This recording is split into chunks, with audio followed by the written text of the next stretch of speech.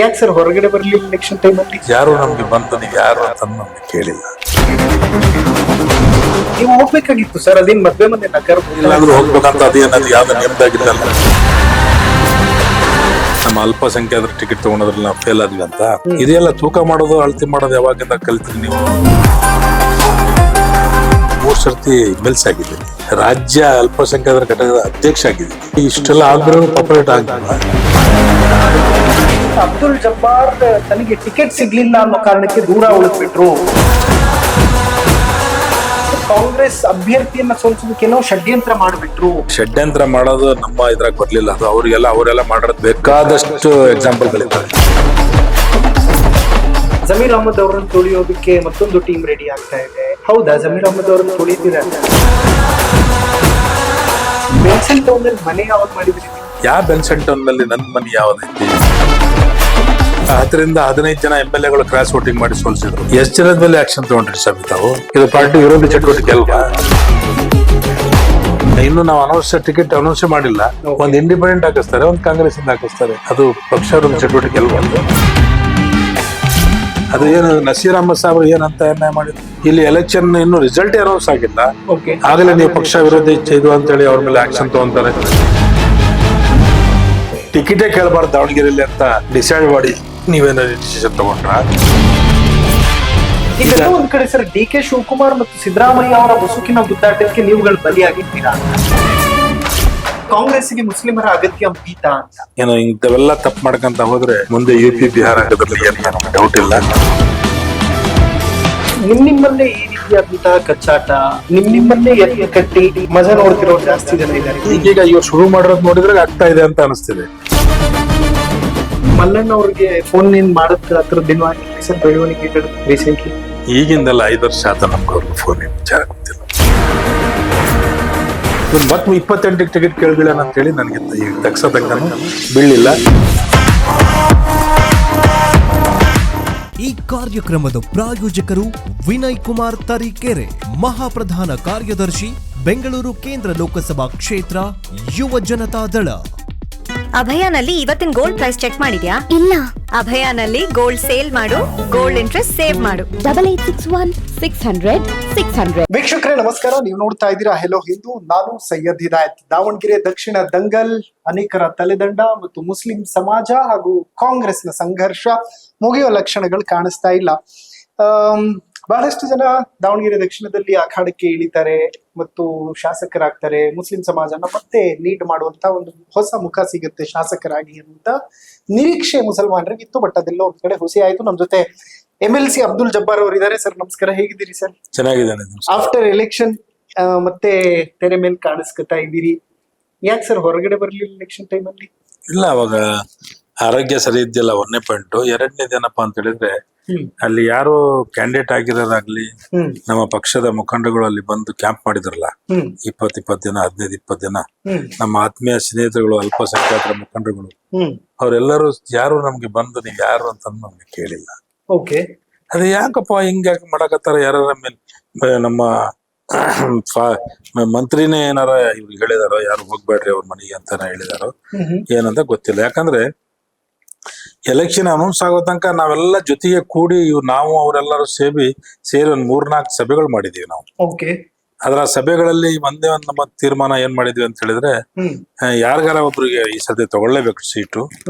ಈ ಸರ್ತಿ ಸೀಟ್ ತಗೊಳ್ಳಿಲ್ಲ ಅಂತ ಹೇಳಿದ್ರೆ ಮತ್ತೆ ನಮ್ಗೆ ಇನ್ನೂ ಸರ್ತಿ ತಗೊಳಕ್ ಆಗಂಗಿಲ್ಲ.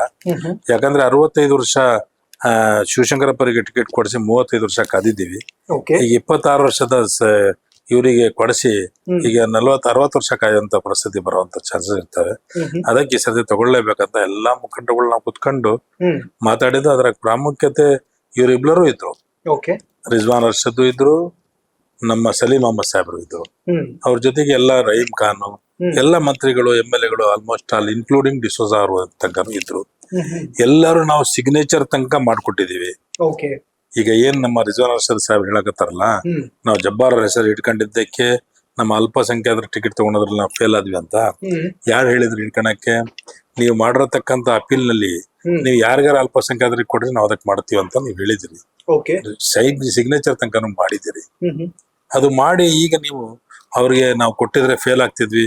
ಇದೆಲ್ಲ ತೂಕ ಮಾಡೋದು ಅಳತೆ ಮಾಡೋದು ಯಾವಾಗಿಂದ ಕಲ್ತ್ರಿ ನೀವು ರಿಜ್ವಾನ್ ಸಾಹೇಬ್ರ ಅಂತ ಅರ್ಥ ಆಗಿಲ್ಲ. ಯಾಕಂದ್ರೆ ಇವ್ರ ಫಾದರ್ ಕಾಲದಿಂದ ನನ್ಗೆ ಚೆನ್ನಾಗಿ ಗೊತ್ತಿದ್ದಾರೆ. ಅವ್ರ ಫಾದರ್ ಮೈಸೂರಾಗ ಅಸಿಸ್ಟೇಟ್ ಎಲೆಕ್ಷನ್ ನಿಂತ್ಕೊಂಡಾಗಿಂದ ನಾವು ನೋಡ್ಕೊಂತ ಬಂದಿದೀವಿ. ಇಂಥವೆಲ್ಲ ಮಾತಾಡ್ಬೇಕಾದ್ರೆ ಲಿಮಿಟ್ ಇಟ್ಕೊಂಡು ಮಾತಾಡ್ಬೇಕು, ಯಾರ ಬಗ್ಗೆ ಏನ್ ಮಾತಾಡ್ತಾ ಇದ್ದೀನಿ ಅಂತ. ಈಗ ಅವ್ರದ್ದು ಪಾಪ್ಯುಲಾರಿಟಿ ಕಡಿಮೆ ಇತ್ತು ಅಂತ ಅವ್ರು ಹೇಳಿದಾರಲ್ಲ. ಪಾಪ್ಯುಲಾರಿಟಿ ಹೆಂಗಿರ್ತೈತೆ ಮನುಷ್ಯನಿಗೆ? 3 ಸರ್ತಿ ಜಿಲ್ಲಾಧ್ಯಕ್ಷನಾಗಿ 12ರಿಂದ 15 ವರ್ಷ ಜಿಲ್ಲಾಧ್ಯಕ್ಷನಾಗಿ ಕೆಲಸ ಮಾಡಿದ್ದೀನಿ. ಯೂತ್ ಕಾಂಗ್ರೆಸ್ ಮೂವ್ಮೆಂಟ್ ಇಂದ ನಾನು ದಾವಣಗೆರೆ ಜಮೀನ ಕೆಲಸ ಮಾಡಿದ್ದೀನಿ. ಪ್ಲಸ್ ಸ್ಟೇಟ್ ಒಗ್ಬೋರ್ಡ್ ಅಧ್ಯಕ್ಷ ಮೆಂಬರ್ ಸ್ಟೇಟ್ ಚುನಾಯಿತ ಪ್ರತಿನಿಧಿ ಆಗಿದ್ದೆ ನಾನು ಒಂದ್ಸರ್ತಿ. 2ನೇದು 3 ಸರ್ತಿ MLC ಆಗಿದ್ದೀನಿ. ರಾಜ್ಯ ಅಲ್ಪಸಂಖ್ಯಾತರ ಘಟಕದ ಅಧ್ಯಕ್ಷ ಆಗಿದ್ದೀನಿ. ಪಾಪ್ಯುಲಾರಿಟಿ ಇಷ್ಟೆಲ್ಲ ಆದ್ರೂ ಪಾಪ್ಯುಲಾರಿಟಿ ಆಗಿಲ್ವಾ? ಈಗ ಏನ್ ಪಾಪ್ಯುಲಾರಿಟಿ ಅಂತ ಇವ್ರಿಗೆ ಕೇಳ್ಬೇಕು ನಾನು, ಹೆಂಗದು ಪಾಪ್ಯುಲಾರಿಟಿ ಆಗೋದು ಅಂತ. ನನ್ಗೆ ಇವತ್ತಂಕ ನನ್ಗೆ ಅರ್ಥ ಆಗಿಲ್ಲ ಆ ವಿಚಾರವಾಗಿ. ನನಗೆ ಕೊಟ್ಟಿದ್ರೆ ಸೋಲ್ತಿದ್ವಿ, ಇಷ್ಟೆಲ್ಲ ಗೇಜ್ ಮಾಡುವಂತದ್ದು ಹೆಂಗ್ ಇವ್ರಿಗೆ ಕೆಪಾಸಿಟಿ ಬಂದ್ಬಿಡ್ತು ಅಂತ ನನ್ಗೆ ಅರ್ಥ ಆಗಿಲ್ಲ. ಇದ್ರ ಹಿಂದೆ ಏನ್ ಷಡ್ಯಂತ್ರ ಇದೆ ಅಂತ. ಈಗ ಪ್ರತಿ ಎಲೆಕ್ಷನ್ ನಲ್ಲೂ ವಾಡಿಕೆ ಇತ್ತು ಸರ್, ನಿಮ್ ಮನೆಗ್ ಬಂದ್ಬಿಟ್ಟು ನಿಮ್ಮನ್ನ ಇನ್ವೈಟ್ ಮಾಡಿ ಬನ್ನಿ ಪ್ರಚಾರಕ್ಕೆ ಅಂತಾನೆ ಕರಿತಿದ್ರೆ, ಅಥವಾ ನೀವೇ ಓನ್ ಆಗಿ ಹೋಗ್ತಾ ಇದ್ರೆ ಶಿವಶಂಕರಪ್ಪನವ್ರಿಗೆ? ನೋಡಿ, ನಾನು ಅವಾಗ ಜವಾಬ್ದಾರಿ ಸ್ಥಾನದಾಗಿದ್ದೆ. ಹೋದ್ ಸರ್ತಿ ಪಾರ್ಲಿಮೆಂಟ್ ನಾಗ ಅವ್ರ ಫಾದರ್ ನಮ್ಮ ಮನೆಗೆ ಬಂದಿದ್ರು. ನಮ್ಮ ಸೊಸೆಯವರು ಎಲೆಕ್ಷನ್ ಪಾರ್ಲಿಮೆಂಟ್ ನಿಲ್ಸಿದ್ದಾರೆ. ಇದು ಯಾವುದೇ ಕಾರಣಕ್ಕೆ ತಾವು ಜಿಲ್ಲೆಯಾದ್ಯಂತ ಎಲ್ಲ ನಿಮ್ಮ ಸಮಾಜದ ಮುಖಂಡರಿಗೆ ಕರೆಸಿ ಒಂದು ಸಭೆ ಮಾಡ್ಬೇಕಪ್ಪ, ಆ ಸಭೆಗೆ ನಾನು ಬರ್ತೀನಿ ಅಂತ. ಶಾಮನೂರು ಶಿವಶಂಕರಪ್ಪ ಅವರು ಸಾಯಂಕಾಲ ಇಷ್ಟೊತ್ತಿಗೆ 8 ಗಂಟೆಗೆ ಸಭೆ ಮಾಡ್ಬೇಕು ಅಂತ ನಾವೆಲ್ಲ ರೆಡಿ ಮಾಡ್ಕೊಂಡಾಗ ಅವ್ರ ಮಗ ಹೋಗಿ ನೀವು ಯಾವುದೇ ಕಾರಣಕ್ಕೆ ಆ ಸಭೆಗೆ ಹೋಗ್ಬಾರ್ದು ಅಂತ ತಡೆಯುದ್ರಂತ ನನಗೆ ಗೊತ್ತಾಗಿದೆ. ಅವ್ರು ಬರೋರಿದ್ದು ಕ್ಯಾನ್ಸಲ್ ಮಾಡಿದ್ರು. ಆ ದಿವಸ ಬರ್ಲಿಲ್ಲ. ಆದ್ರೂ ಸಹಿತ ಪಕ್ಷದ ಕೆಲಸ ಇಡೀ ಜಿಲ್ಲೆಯಾದ್ಯಂತ ಆ ದಿವಸ ನಮ್ಮ ಎಲ್ಲಾ ಮುಖಂಡರುಗಳು, ಈ ಮುತ್ತುವಲ್ಲಿಗಳು, ಮಸೂತಿ ಮುತ್ತುವಲ್ಲಿಗಳು ಎಲ್ಲರೂ ಕರೆಸಿದ್ದೆ. ಆ ದಿವಸ ಕರೆಸಿ ನಾನು ಆ ದಿವಸ ಹೇಳಿ ಕಳಿಸ್ದೆ.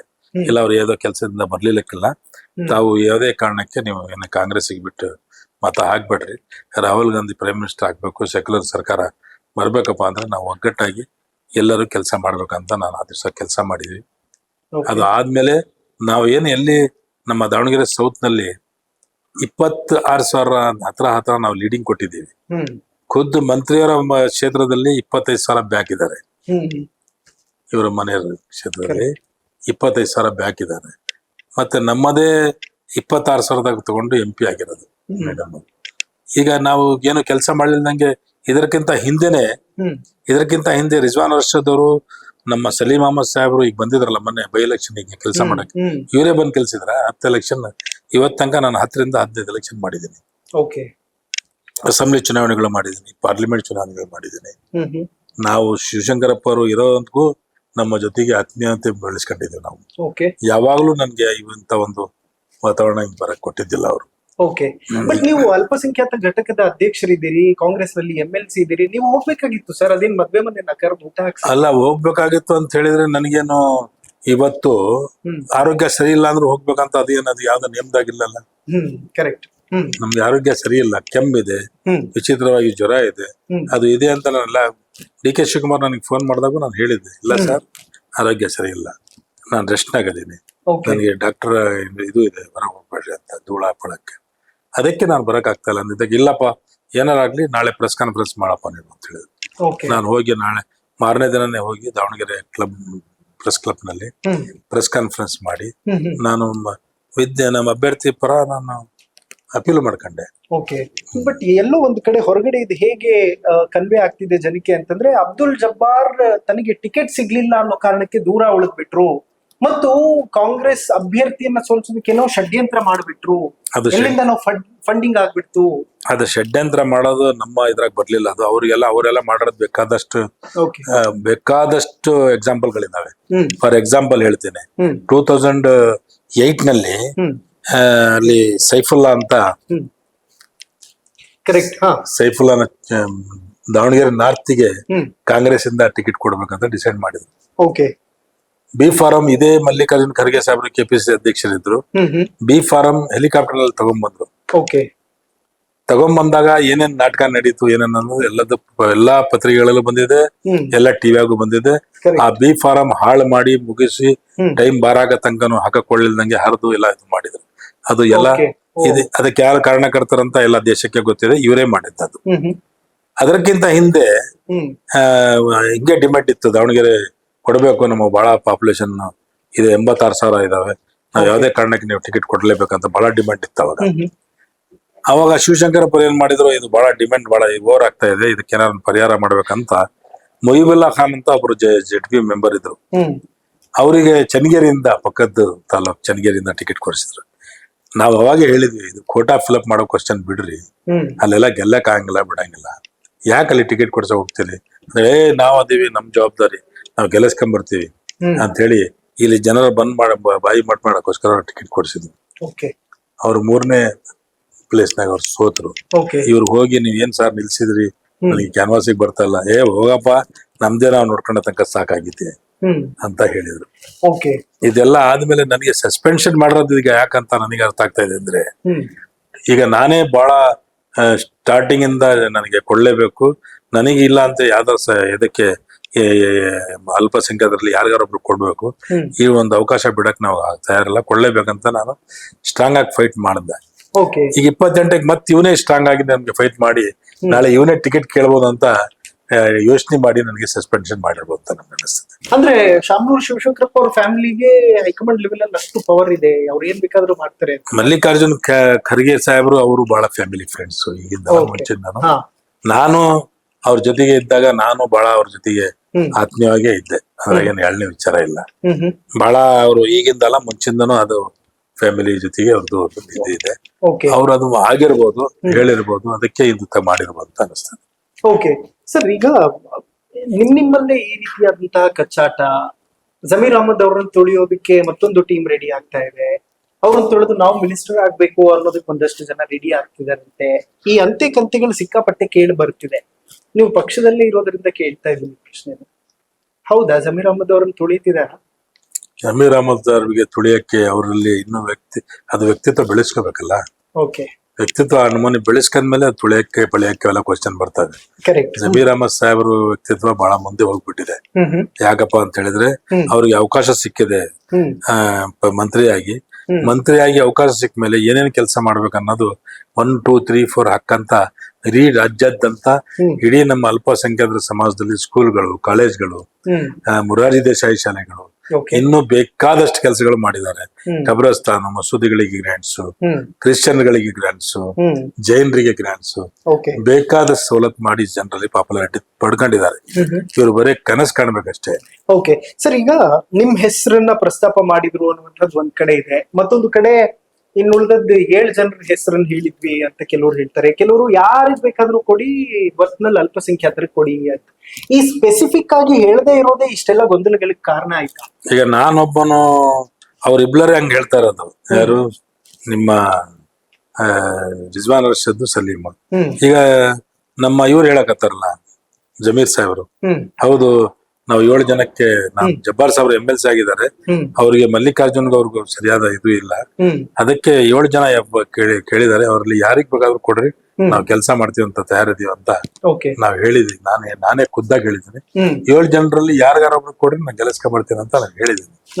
ಅದನ್ನ ನಾನು ವಾಪಸ್ ತಗೊಳಕ್ಕೆ ಸಾಧ್ಯನೇ ಇಲ್ಲ.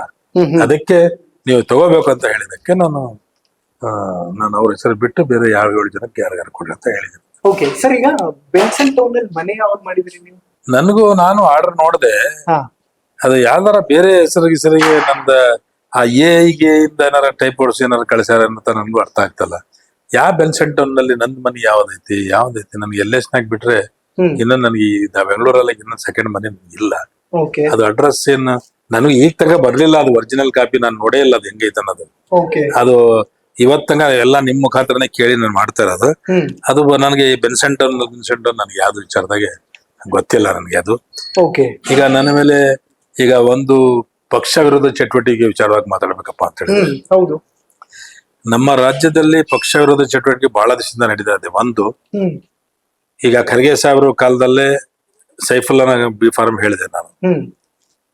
ಈಗ ಮೊನ್ನೆ ರೀಸೆಂಟ್ ಆಗೇ ತಗೊಳ್ರಿ ನೀವು, ಇಕ್ಬಾಲ್ ಅಹಮದ್ ಸರಡಿಗೆ ಇವ್ರದೇ ಫ್ರೆಂಡ್, ನಮ್ಮ ಖರ್ಗೆ ಸಾಹೇಬ್ರ ಫ್ರೆಂಡಿಗೆ ಅಸೆಂಬ್ಲಿ ಲೆಜಿಸ್ಲೇಚರ್ಸ್ ಇದರಿಂದ MLC ಟಿಕೆಟ್ ಕೊಟ್ಟಿದ್ರು.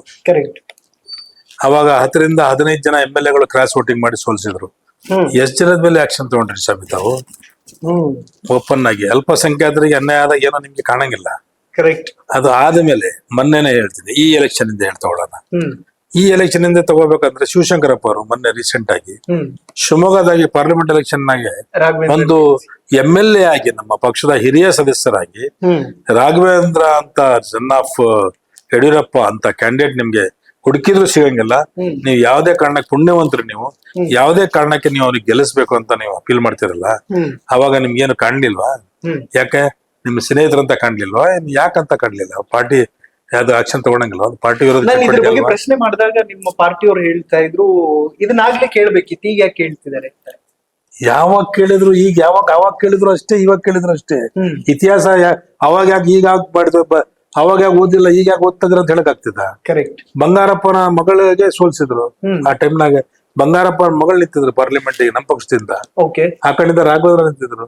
ಇವ್ರು ಹೋಗಿ ಬಂಗಾರಪ್ಪನ ಎಲೆಕ್ಷನ್, ಮಗಳದ ಎಲೆಕ್ಷನ್ ಮಾಡೋದ್ ಬಿಟ್ಟು ಹೋಗಿ ಅವ್ರಿಗೆ ರಾಘವೇಂದ್ರ ಎಲೆಕ್ಷನ್ ಇಟ್ಟು ಕನ್ವರ್ಸ್ ಮಾಡ್ತಾರಲ್ಲ, ಇದು ಎಂತದ್ದು? ಇದು ಪಾರ್ಟಿ ವಿರೋಧಿ ಚಟುವಟಿಕೆ ಅಲ್ವಾ? ಈಗ ರೀಸೆಂಟ್ ಅಂತ ತಗೊಂಡ್ಬಿಡೋಣ. ಈಗ ನಮ್ಮ ಪಾರ್ಲಿಮೆಂಟ್ ಮೆಂಬರ್ ಆಗಿದಾರಲ್ಲ ನಮ್ಮ ಪ್ರಭಾ ಮಲ್ಲಿಕಾರ್ಜುನ್ ಅವರು, ಮಗನ ಪ್ರೀತಿಯಿಂದ ಹೋಗಿ ಮಗನ್ ಕರ್ಕೊಂಡು ಹೋಗಿ ಇನ್ನು ನಾವು ಟಿಕೆಟ್ ಅನೌನ್ಸ್ ಮಾಡಿಲ್ಲ, ಹೋಗಿ ಎರಡು ಅಪ್ಲಿಕೇಶನ್ ಹಾಕಿಸ್ತಾರೆ, ನಾಮಿನೇಷನ್ ಹಾಕಿಸ್ತಾರೆ. ಒಂದ್ ಇಂಡಿಪೆಂಡೆಂಟ್ ಹಾಕಿಸ್ತಾರೆ, ಒಂದ್ ಕಾಂಗ್ರೆಸ್ ಇಂದ ಹಾಕಿಸ್ತಾರೆ. ಅದು ಪಕ್ಷ ವಿರೋಧಿ ಚಟುವಟಿಕೆ ಅಲ್ವಾ ಅದು? ಇಂಥವೆಲ್ಲ ಇನ್ನು ಒಂದೊಂದೇ ಎಣಿಸ್ಕೊಂತ ಹೋದ್ರೆ ಬೇಕಾದಷ್ಟು ನಾವು. ಪರಮೇಶ್ವರ್ ಎಲೆಕ್ಷನ್ ನಿಂತಿದ್ರು, ಅವಾಗ ಚೀಫ್ ಮಿನಿಸ್ಟರ್ ಕ್ಯಾಂಡಿಡೇಟ್ ಆಗ್ಬಿಡ್ತಾರ ಅಂತ ಹೇಳಿ ಅವ್ರಿಗೆ ಫಂಡ್ಸ್ ಮಾಡಿ ಪಿತೂರಿ ಮಾಡಿ ಸೋಲ್ಸಿದ್ರು. ಯಾಕದು ಯಾರು ಕಾಣಂಗಿಲ್ವಾ ಈಗ ಕಣ್ಣಿಂದ? ಅವಾಗೆಲ್ಲ ಏನು ಪಕ್ಷ ವಿರೋಧಿ ಚಟುವಟಿಕೆ ಅಲ್ಲ. ಇದೇ ಇವ್ರಿಗೆ ನಮ್ಮ ಸಿದ್ದರಾಮಯ್ಯ ಅವ್ರಿಗೆ ಮನೆ ವರ್ಣದಲ್ಲಿ ಸೋಲ್ಸಿದ್ರಲ್ಲ, ಮುಖ್ಯಮಂತ್ರಿ ಆಗ್ಬಾರ್ದು ಅಂತ ಹೇಳಿ ಫಂಡ್ಸ್ ಮಾಡಿ ಸೋಲ್ಸಿದ್ರಲ್ಲ, ಅದೇನ ಪಿತೂರಿ ಅಲ್ವಾ? ಅದು ಯಾರು ಗೊತ್ತಿಲ್ವಾ? ಅಲ್ಲ, ಬಾದಾಮಿಗೆ ಹೋಗಿಲ್ಲ ಅಂದ್ರೆ ರಿಟೈರ್ ಆಗಿರ್ತದೆ ಪೊಲಿಟಿಕ್ಸ್ ನಾಗ. ಇವತ್ತು ಆಗಿ ಪೊಲಿಟಿಕ್ಸ್ ಅವಾಗ ಇರ್ತಿದ್ದಿಲ್ಲ. ಅದೇನೋ ಪುಣ್ಯ ಚೆನ್ನಾಗಿದೆ. ನಾನು ಇಬ್ರಾಹಿಂ ಸಾಬ್ರು ಹೋಗಿ ಮನ್ಯಾಗ ಕೂತ್ಕೊಂಡ್ವಿ. ನಮ್ಗಿಂತ ಮುಂಚೆ SR ಪಾಟೀಲ್ರು ಅವರೆಲ್ಲ ಬಹಳ ಜನ ಹೇಳಿದ್ರು, ಕೇಳಿದ್ದಿಲ್ಲ. ಲಾಸ್ಟ್ ಡೇ ಐತೆ ಸರ್ ಅಂತ ಹೇಳಿ ನಾನು ಇಬ್ರಾಹಿಂ ಸಾಬ್ರ ಜೊತೆ ಹೋಗಿ ಮೈಸೂರಾಗ ಕೂತ್ಕೊಂಡು ಅವ್ರ ಮನ್ಯಾಗ ಕೂತ್ಕೊಂಡು ಹೇಳಿ, ಅವ್ರಿಗೆ ಕಾಲ್ ಬಿದ್ದು ಕೈ ಬಿದ್ದು ಇದೇ ನಮ್ಮ ಯತೇಂದ್ರ ಅವ್ರಿಗೆ ಕರ್ಕೊಂಡು ಹೋಗಿ ಹೇಳಿಸಿದ್ಮೇಲೆ ಒಪ್ಕೊಂಡು ಮಾರನೇ ದಿನ ಬಂದು ಅಪ್ಲಿಕೇಶನ್ ಹಾಕಿದ್ರು. 1-2 ಸಾವಿರದಾಗ ಅವಾಗ ಗೆದ್ದು ಬಂದ್ರು. ಇಲ್ಲ ಅಂದಿದ್ರೆ ಇಷ್ಟೊತ್ತಿಗೆ ನಮ್ಮ ಕಾಂಗ್ರೆಸ್ಸಿನ ಮುಖ್ಯಮಂತ್ರಿ ಆಗೋದು ಇದಿಲ್ಲ, ರಿಟೈರ್ ಆಗಿ ಮನೆಯಾಗಿರ್ತಿದ್ರು. ಇಂಥವ್ ಎಷ್ಟಂತ ಹೇಳಿ, ಒಂದಲ್ಲ ಎರಡಲ್ಲ. ಈಗ ಸರ್ ನನ್ಗೊಂದ್ ಪ್ರಶ್ನೆ, ಕಾಂಗ್ರೆಸ್ ಬಿಟ್ರೆ ಮುಸಲ್ಮಾನರಿಗೆ ಬೇರೆ ಯಾವ್ದು ಇಲ್ಲ, ಮುಸಲ್ಮಾನರಿಗೆ ನಾವಷ್ಟೇ ಶ್ರೀರಕ್ಷೆ ಕೊಡೋದಕ್ಕೆ ಸಾಧ್ಯ, ಬೇರೆ ಪಾರ್ಟಿಗಳು ವಿಲನ್ ಅಂತ ಬಿಂಬಿಸುವಂತ ಪ್ರಯತ್ನಗಳಾಯ್ತು. ಈಗ ಯಾಕೆ ಸಾಲು ಮುಸಲ್ಮಾನ್ ಮುಖಂಡರುಗಳನ್ನ, ನಾಯಕರುಗಳನ್ನ ತಲೆದಂಡ ಮಾಡೋದ್ರ ಮೂಲಕ ನಾವು ಮುಸಲ್ಮಾನರ ಪರ ಇಲ್ಲ ಅನ್ನೋ ಸಂದೇಶ ಏನಾದ್ರೂ ಸಾರಕ್ ಹೊರತಿದ್ಯಾ ಕಾಂಗ್ರೆಸ್? ಅಂತದೇನು ನಾವು ಅವ್ರ ಭ್ರಮೆ ಅದು, ಅದ್ರಾಗೇನು ಎರಡನೇ ವಿಚಾರ ಇಲ್ಲ. ನಾವೇನು ಇದು ಕಾಂಗ್ರೆಸ್ಸಿನ ಪಕ್ಷದ ಭರವಸೆ ಮೇಲೆ ನಮ್ಮ ಸಮಾಜ ಏನ್ ಜೀವನ ಮಾಡ್ತಾ ಇರಲ್ಲ. ನಾವು ನಮ್ಮ ಸಮಾಜದವರು ನಮ್ಮ ಸಿದ್ದರಾಮಯ್ಯ ಅಂತ ಒಳ್ಳೆ ಸೆಕ್ಯುಲರ್ ಲೀಡರ್ಗಳಿದ್ದಾರೆ, ಇವರಿಂದ ಒಳ್ಳೆ ನಿರೀಕ್ಷೆ ಆಗ್ಬೋದು ಅಂತ ಹೇಳಿ ನಾವು ತಿಳ್ಕೊಂಡು ನಾವು ಕಾಂಗ್ರೆಸ್ಗೆ 90% ವೋಟ್ ಕೊಟ್ವಿ. ಇದರಲ್ಲಿ ನನಗೆ ಒಂದು ಇದು ನನಗೆ ಅರ್ಥ ಆಗ್ತಾ ಇಲ್ಲ. ನಾವು ಈ ವಾಪಸ್ ನನಗೆ ತೆಗೆಯೋದ್ರಲ್ಲಿ 2-3 ಪಾಯಿಂಟ್ ನನಗೆ ಈಗೀಗ ನೆನಪು ಬರ್ತಾ ಇದಾವೆ. ರೀಸೆಂಟ್ ಆಗಿ ನಾವು finance minister, as A finance minister, chief minister ಅವರು ನಮ್ಗೆ ಅಲ್ಪಸಂಖ್ಯಾತರಿಗೆ ಎಲ್ಲರಿಗೂ ಒಂದು ಮೀಟಿಂಗ್ ಕರೆದಿದ್ರು ನಮ್ಮ ಪವರ್ ಹೌಸ್ ನಲ್ಲಿ, ಪವರ್ ಕಾರ್ಪೊರೇಷನ್ ಅಲ್ಲಿ. ಅವಾಗ ನಾನು ಒಂದ್ 2-3 ಕ್ವಶನ್ ಕೇಳಿದ್ದೆ. ನಾನು ಮಾತಾಡೋ ಟೈಮ್ ಬಂದಾಗ ಎಲ್ಲರೂ ಮಾತಾಡಿದ್ರೆ ನಾನು ಮಾಡ್ದೆ 2-3 ಕ್ವಶನ್ ಕೇಳಿದ್ದೆ. ಅದ್ರಾಗ 1ನೇ ಕ್ವಶನ್ ಏನಪ್ಪಾ ಅಂತ ಹೇಳಿದ್ರೆ, ಸರ್ ನಮ್ಮ UP ಚೀಫ್ ಮಿನಿಸ್ಟರ್ ಬಗ್ಗೆ ನಾವು ಎಲ್ಲ ಮಾತಾಡ್ತೀವಿ, ಇಡೀ ರಾಜ್ಯಾದ್ಯಂತ ಇಡೀ ದೇಶಾದ್ಯಂತ UP ಚೀಫ್ ಮಿನಿಸ್ಟರ್ ಬಗ್ಗೆ ಮಾತಾಡ್ತೀವಿ. ಏನಪ್ಪಾ ಅಂತ ಹೇಳಿದ್ರೆ, ಒಂದು ಯಾವ್ದೇ ಸಣ್ಣ ತಪ್ಪಿಗಾದ್ರೂ ಸಹಿತ ಅಲ್ಪಸಂಖ್ಯಾತರ ಮನೆಗಳಿಗೆ ಬುಲ್ಡೇಜರ್ ಹಚ್ಚಿ ಹೊಡಿತಾರೆ ಅಂತ ಹೇಳಿ ಅವ್ರಿಗೆ ನಾವು ಹೇಳ್ತೀವಿ. ಮೊನ್ನೆ ನೀವು ಏನ್ ಸರ್ ಮಾಡಿದ್ದು ಕೋಗಿಲದಲ್ಲಿ ಅಂತ ನಾವು ಕೇಳಿದ್ವಿ. ನಾನೇ ಕೇಳಿದ್ದು, ನೀವು 1-2 ಮನೆ ಮಾಡಿಲ್ಲ, 100 ಮನೆ ಹೊಡಿದ್ರಲ್ಲ, ಯಾಕೆ ಹೊಡಿದ್ರಿ ಸರ್? ಏನ್ ಅದು ಯಾರು ಹೇಳಿದ್ ನಿಮ್ಗೆ ಅಂತ? ಏನ್ ನೀವು ಬೇಕಂತ? ಇಲ್ಲ, ನನ್ಗೆ ಗೊತ್ತಾಗಿಲ್ಲಂಗ್ ಮಾಡಿದ್ರಿ ಅಂತ ನೀವು ಸ್ಟೇಟ್ಮೆಂಟ್ ಕೊಟ್ಟಿದ್ದೀರಿ. ಆಯ್ತು, ಮುಖ್ಯಮಂತ್ರಿ ಅದು ನೀವು, ಆಯ್ತು, ಗೊತ್ತಾಗಿಲ್ಲಂಗ್ ಮಾಡಿದ್ರು. ನಾನು 1ನೇ ತಾರೀಕು ಕೊಡ್ತೀನಿ ಎಲ್ಲರಿಗೂ ಮನೆಗಳು, ಯಾವ್ದೇ ಕಾರಣಕ್ಕೆ ಅಂತ ಹೇಳಿ ಹೇಳಿದ್ರಲ್ಲ, ಕೊಟ್ರ 1ನೇ ತಾರೀಕು ಮನೆ? ಯಾಕೆ ಕೊಡ್ಲಿಲ್ಲ ಅಂತ ನಾನು ಕೇಳಿದೆ ಮುಖ್ಯಮಂತ್ರಿ. ಒಂದು ಕ್ವಶನ್ ಅದು ಕೇಳಿದೆ. 2ನೇ ಕ್ವಶನ್, ಹೋದ್ ಸರ್ತಿ ಚುನಾವಣೆಗೆ ಹೋಗ್ಬೇಕಾದ್ರೆ ನೀವಾಗ್ಲಿ ನಾವಾಗ್ಲಿ ಎಲ್ಲಾ ಕಡೆ ಹೋಗಿದ್ದು, ನಾವು ಕೇಳಿಕೊಂಡು ಏನ್ ಹೇಳ್ಕೊಂಡ್ ಬಂದಿದ್ವಿ ಸಮಾಜಕ್ಕೆ. ಹ್ಮ್ ಬಿಜೆಪಿ ಸರ್ಕಾರ ಇದ್ದಾಗ 4% ರಿಸರ್ವೇಶನ್ ಇತ್ತು, ಹ್ಮ್ ಅದು ತೆಗಿಯಕ್ ಪ್ರಯತ್ನ ಮಾಡಿದ್ರು. Okay. ಅದು ಕೋರ್ಟ್ನಾಗಿದೆ. ಹ್ಮ್ ಒಂದು ಹಿಜಾಬ್ ವಿಚಾರ ಇದೆ, ಹ್ಮ್ ಹೇಟ್ ಸ್ಪೀಚಸ್ ವಿಚಾರ ಇದೆ. ಹ್ಮ್ ಇದೆಲ್ಲ ನೀವು ಮಾಡ್ತೀವಂತ ಹೇಳಿ ಜನಕ್ಕೆ ವಾಗ್ದಾನ ಮಾಡಿ ಬಂದಿದ್ವಿ. ಹ್ಮ್ 3 ವರ್ಷ ಕಳೀತಾ ಇದೆ, ಹ್ಮ್ ಇವತ್ ತನಕ ಮಾಡಿದ್ರಿ ಸ್ವಾಮಿ ಅಂತ ಕೇಳಿದ್ರು ನಾವು. ಓಕೆ. ಈಗ 10,000 ಕೋಟಿ ಮಾಡ್ತೀವಿ ಅಂತ ಹೇಳಿದಿರಿ ನೀವು, ಹ್ಮ್ ಅದು ಮಾಡಿದ್ರೆ ನಡೀತಿತ್ತು ನಮ್ಗೆ, ಹ್ಮ್ ಅದು ಇರಲಿ. ಆದ್ರೆ ನಮ್ಗೆ ನೀವು ಮಾತು ಕೊಟ್ಟು ಕುಂತು ನಾವು ಕುಂತೀವಲ್ಲ, ಈಗ ಸರ್ಕಾರ ನಡೆಸ್ತಾ ಇದೀವಿ, 136 ಜನ ಗೆಲ್ಸ್ಕೊಂಡ್ ಬಂದಿವಿಲ್ಲ. ಓಕೆ. ಎಲ್ಲಾ ಸಮಾಜದವರು, ಶಾಂತಿ ಪ್ರಿಯರೆಲ್ಲರೂ ಕೂಡಿ ವೋಟ್ ಮಾಡಿ, ಅದ್ರಾಗ ಅಲ್ಪಸಂಖ್ಯಾತರಿದ್ದಾರೆ, ಹಿಂದುಳಿದ ವರ್ಗದಲ್ಲಿದ್ದಾರೆ, ಎಲ್ಲರೂ ಸೇರಿ ವೋಟ್ ಮಾಡಿ 136 ಜನ ತಂದ್ವಲ್ಲ. ಹ್ಮ್ ಯಾರು 136 ಜನ ಶಾಸಕರಲ್ಲಿ ಒಬ್ರು ಬಾಯಾಗಾರ ಬಂತ ನಾವು ಅಲ್ಪಸಂಖ್ಯಾತರಿಗಿಂತ ವಾಗ್ದಾನ ಮಾಡಿದ್ದೀವಿ, ನಾವು ಮಾಡಿಲ್ಲ ಸರ್, ಯಾಕೆ ಮಾಡಿಲ್ಲ ಅಂತ ಯಾರೊಬ್ರು ಕೇಳಿದಾರ? ಮಾತೆತ್ತಿದ್ರೆ ಕೋರ್ಟ್ನಾಗಿದ್ದೆ, ಯಾವಾಗೂ ಕೋರ್ಟ್ನಾಗ ಇದ್ದಿದ್ದು. ನಾನು ನಿಮಗೆ ವೋಟ್ ಕೊಡ್ಬೇಕಾದ್ರೆ ಕೋರ್ಟ್ನಾಗಿದ್ದು, ಕೋರ್ಟ್ನಾಗಿದ್ದ ನೀವೇನ್ ಹೇಳಿದ್ರಿ? ನಾವು ನಡೆಸ್ಕೊಂಬಂದು ನಾವು ಯಾವ್ದೇ ಕಾರಣಕ್ಕೆ ಅದು ಫೈಟ್ ಮಾಡಿ ನಾವು ನಿಮ್ಗೆ ಅದು ಏನೇ ಇದ್ರು ಸಹಿತ ಮಾಡ್ಕೊಡ್ತೀವಿ ಅಂತ ಹೇಳಿದ್ವಿ. ಓಕೆ. ಮಾಡ್ಕೊಟ್ರೆ ಸ್ವಾಮಿ ಅಂತ ನಾನು ಕೇಳಿದೆ. ಹ್ಮ್ ಮತ್ತೆ ಅದ್ರ ಜೊತೆಗೆ ಆ ಬ್ಯಾಕ್ವರ್ಡ್ ಕ್ಲಾಸ್ ರಿಪೋರ್ಟ್ ಹ್ಮ್ ಅದು ಯಾಕೆ ಸ್ವಾಮಿ ಇಂಪ್ಲಿಮೆಂಟ್ ಮಾಡಿಲ್ಲ ಈಗ ತನಕ? ಆದ್ರೂ ಹ್ಮ್ ಹೋದ್ ಸರ್ತಿನೂ 87 ಕೋಟಿ ಖರ್ಚು ಮಾಡಿ ಬ್ಯಾಕ್ವರ್ಡ್ ಕ್ಲಾಸ್ ರಿಪೋರ್ಟ್ ಮಾಡಿದ್ವು. ಅದು ಅಲ್ಪಸಂಖ್ಯಾತರು ಜಾಸ್ತಿ ಇದಾರಂತ ತಿಳ್ಕೊಂಡು ಅದು ನಿಲ್ಸಿದ್ರು ಸ್ವಲ್ಪ ಜನ, ಯಾರು ಅಪೋಸ್ ಮಾಡಿ. ಅದು ಈಗ ತನಕನೂ ಆಗ್ತಾ ಇಲ್ಲ. ಏನ್ ಅದು ರೀಸನ್ ಅಂತ ಕೇಳಿದ್ರು. ಅದಾದ್ಮೇಲೆ ಇಲ್ಲ, ಈಗ 1 ತಿಂಗಳ 2 ತಿಂಗಳಾಗ ನಾವು ಈಗ ಅದು ರಿಲೀಸ್ ಮಾಡ್ತೀವಿ ಅಂತ ಹೇಳಿ ಇವತ್ತಿಗಾಗ್ಲೇ 5-6 ತಿಂಗಳ ಬರ್ತಾ ಇದೆ. ಇಂಥವೆಲ್ಲ ನಾವು ಕ್ವಶನ್ ಕೇಳಿದ್ವಿ ಅಂತ ಅವ್ರಿಗೆ ಯಾಕೋ ಸರಿ ಅನ್ಸಿದ್ದಿಲ್ಲ. ಸರಿ ಅನ್ಸಿಲ್ಲದಕ್ಕೆ ನನಗೆ ಇದು ಶಿಕ್ಷೆ ಆಗ್ತಾ ಇರ್ಬೋದು ಅಂತ ನಾನು ತಿಳ್ಕೊಂಡೆ ಅಷ್ಟೇ. ಈಗ ನನ್ಗೆ ಒಂದು ಪ್ರಶ್ನೆ ಸರ್, ಕಾಂಗ್ರೆಸ್ನ ಜೊತೆ ನಿಂತ್ಕೊಂಡಿರುವಂತ ಮುಸಲ್ಮಾನ್ ನಾಯಕರನ್ನ ಹೇಗ್ ನೋಡ್ಬೇಕು? ಕಾಂಗ್ರೆಸ್ ಸಮುದಾಯಕ್ಕೆ ಸರಿಯಾದ ರೀತಿಯಲ್ಲಿ ನ್ಯಾಯವನ್ನ ಒದಗಿಸ್ತಾ ಇಲ್ಲ ಅಂತ ವಿರೋಧ ಮಾಡುವಂಥವ್ರನ್ನ ಹೇಗ್ ನೋಡ್ಬೇಕು ಅಂತ ನೀವ್ ಯಾವ ಸಾಲಲ್ಲಿ ನಿಂತೀರಿ? ಇದ್ರಲ್ಲಿ ನಿಮಗ್ ಸಮುದಾಯ ಮುಖ್ಯನಾ, ಪಕ್ಷ ಮುಖ್ಯನಾ? ನಮ್ಗೆ ಪಕ್ಷ ಆಮೇಲೆ ಅದು, ನಮ್ಗೆ ಫಸ್ಟ್ ಸಮುದಾಯ ನಾವೆಲ್ಲ ಒಗ್ಗಟ್ಟಿನಾಗ ಇದ್ರೇನೆ ಪಕ್ಷ ಬರೋದು. ಸಮುದಾಯ ಇಲ್ಲ ಅಂದ್ರೆ ಯಾವ ಪಕ್ಷ ಅಧಿಕಾರಕ್ಕೆ ಬರ್ತಿದೆ? ಈಗ ನಾವು ಹೋಗಿ ನಾವು ಹೋಗಿ ಸಮಾಜಕ್ಕೆ ಏನ್ ಹೇಳಿದ್ವಿ? 4% ರಿಸರ್ವೇಶನ್ ವಾಪಸ್ ತರಿಸ್ತೀವಿ, ಮತ್ತೆ ನಮ್ಗೆ ಸೆಕ್ಯುಲರ್ ಇಂತ ಒಂದು ಒಳ್ಳೆ ಮುಖ್ಯಮಂತ್ರಿ ಆಗೋರು ಯಾರು ಮತ್ ಮುಂದೆ ನಮ್ಗೆ ಸಿಗಂಗಿಲ್ಲ. ನೀವ್ ಯಾವ್ದೇ ಕಾರಣ ಒಗ್ಗಟ್ಟಾಗಿ ಇವ್ರಿಗೆ ಡಿವೈಡ್ ಮಾಡ್ಲಿಲ್ದಂಗೆ ನೀವ್ ಒಂದ್ ಸೈಡ್ ಆಗಿ ವೋಟ್ ಮಾಡ್ರಿ ಅಂತ ಹೇಳಿ ಎಲ್ಲಾ ಕಡೆ ಟೂರ್ ಮಾಡಿದ್ದಕ್ಕೆ ಆ ಸಮಾಜ ನಮ್ ಜೊತೆಗೆ ನಮ್ ಮಾತು ನಂದಾಗ್ಲಿ, ಜಮೀರ್ ಅಹಮದ್ ಸಾಬ್ರದಾಗ್ಲಿ, ನಸೀರ್ ಅಹಮದ್ ಸಾಬ್ರಾಗ್ಲಿ ಮಾತು ಕೇಳಿದ್ದಕ್ಕೆ ಇವತ್ತು ಅಧಿಕಾರದಾಗ ಕುಂತಿದ್ದೀವಿ ನಾವ್. ಅದೇ ಈಗ ಇಲ್ಲ ನಮ್ಗೆ ಫಸ್ಟ್ ಪಕ್ಷ ಮುಖ್ಯ, ಸಮುದಾಯ ನೀವು ಎಲ್ಲಿ ಹೋಗ್ತೀರಿ ನಮಗ್ ಬಿಟ್ಟು ಅಂತ ಹೇಳಿದ್ರೆ ಸಮುದಾಯ ನಮ್ ಜೊತೆಗೆ ಇರ್ತಿತ್ತ? ಅಂದ್ರೆ ಮುಸ್ಲಿಂ ಸಮಾಜವನ್ನ ಬಳಸಿಕೊಂಡು ಬಿಸಾಡೋದಕ್ಕಷ್ಟೇ ಸೀಮಿತ ಆಗ್ಬಿಡ್ತಾ ಕಾಂಗ್ರೆಸ್ಸಿಗೆ ಅಂತ? ಅಲ್ಲ, ಯಾರು ಅಷ್ಟು ಈಜಾಗಿ ನಾವು ಬಿಸಾಡಕ್ ಕೊಡಂಗಿಲ್ಲ. ನಮ್ಗೆ ಏನಪ್ಪ ಚಿಂತೆ ಅಲ್ಲ, ನಮ್ಗೆ ಏನ್ ಚಿಂತೆ ಅಂತ ಹೇಳಿದ್ರೆ, ಮಲ್ಲಿಕಾರ್ಜುನ್ ಖರ್ಗೆ ಸಾಹೇಬರು ನಮ್ಮ ರಾಜ್ಯದವರು, ಅವರು AICC ಅಧ್ಯಕ್ಷರಾಗಿದ್ದಾರೆ. ಇಲ್ಲಿ ಪಕ್ಷ ಒಂದು ಕೆಳಗಿನ ಹಂತದಿಂದ ಎಂಡ್ ತನಕ ನೋಡೋದು, ಬೆಳೆಸ್ಕೊಂಬರೋದು ಅವ್ರ ಜವಾಬ್ದಾರಿ ಆಗಿರ್ತದೆ. ಅವ್ರು ಇಂಥವ್ ಯಾವೇ ಆದ್ರೂ ಸಹಿತ ಅವರಿಗೆ ಗೊತ್ತಾಗಿದ್ದಾಗ ಯಾವ ಕೆಲಸನೂ ಆಗಂಗಿಲ್ಲ. ಅವ್ರಿಗೆ ಗೊತ್ತಾದ್ರೂ ಇಂಥ ಕೆಲಸ ಆಗ್ತಾರೋದ್ರಿಂದ ಅವ್ರು ನೋಡಿ ಸುಮ್ಕಿರೋದ್ ನೋಡಿದ್ರೆ ನಮ್ಗೆ ಆಶ್ಚರ್ಯ ಆಗ್ತದೆ. ಯಾಕೆ ಅಲ್ಪಸಂಖ್ಯಾತರು ಇದಕ್ಕಿಂತ ಹಿಂದೆ ಇಷ್ಟೆಲ್ಲ ನಡೆದು, ನಾನು ಎಕ್ಸಾಂಪಲ್ ಹೇಳಿದೆ, ಅಷ್ಟೆಲ್ಲ ನಡೆದ ಮೇಲೆ ಅವ್ರ ಮೇಲೆ ಕ್ರಮ ಇಲ್ಲ. ನಾನು ಮುಂದೆ 28ರಲ್ಲಿ ಮತ್ತೆ ಟಿಕೆಟ್ ಕೇಳಬಾರ್ದು ಅಂತ ನನ್ನ ಮೇಲೆ ಕ್ರಮ ಜರುಗಿಸಿದ.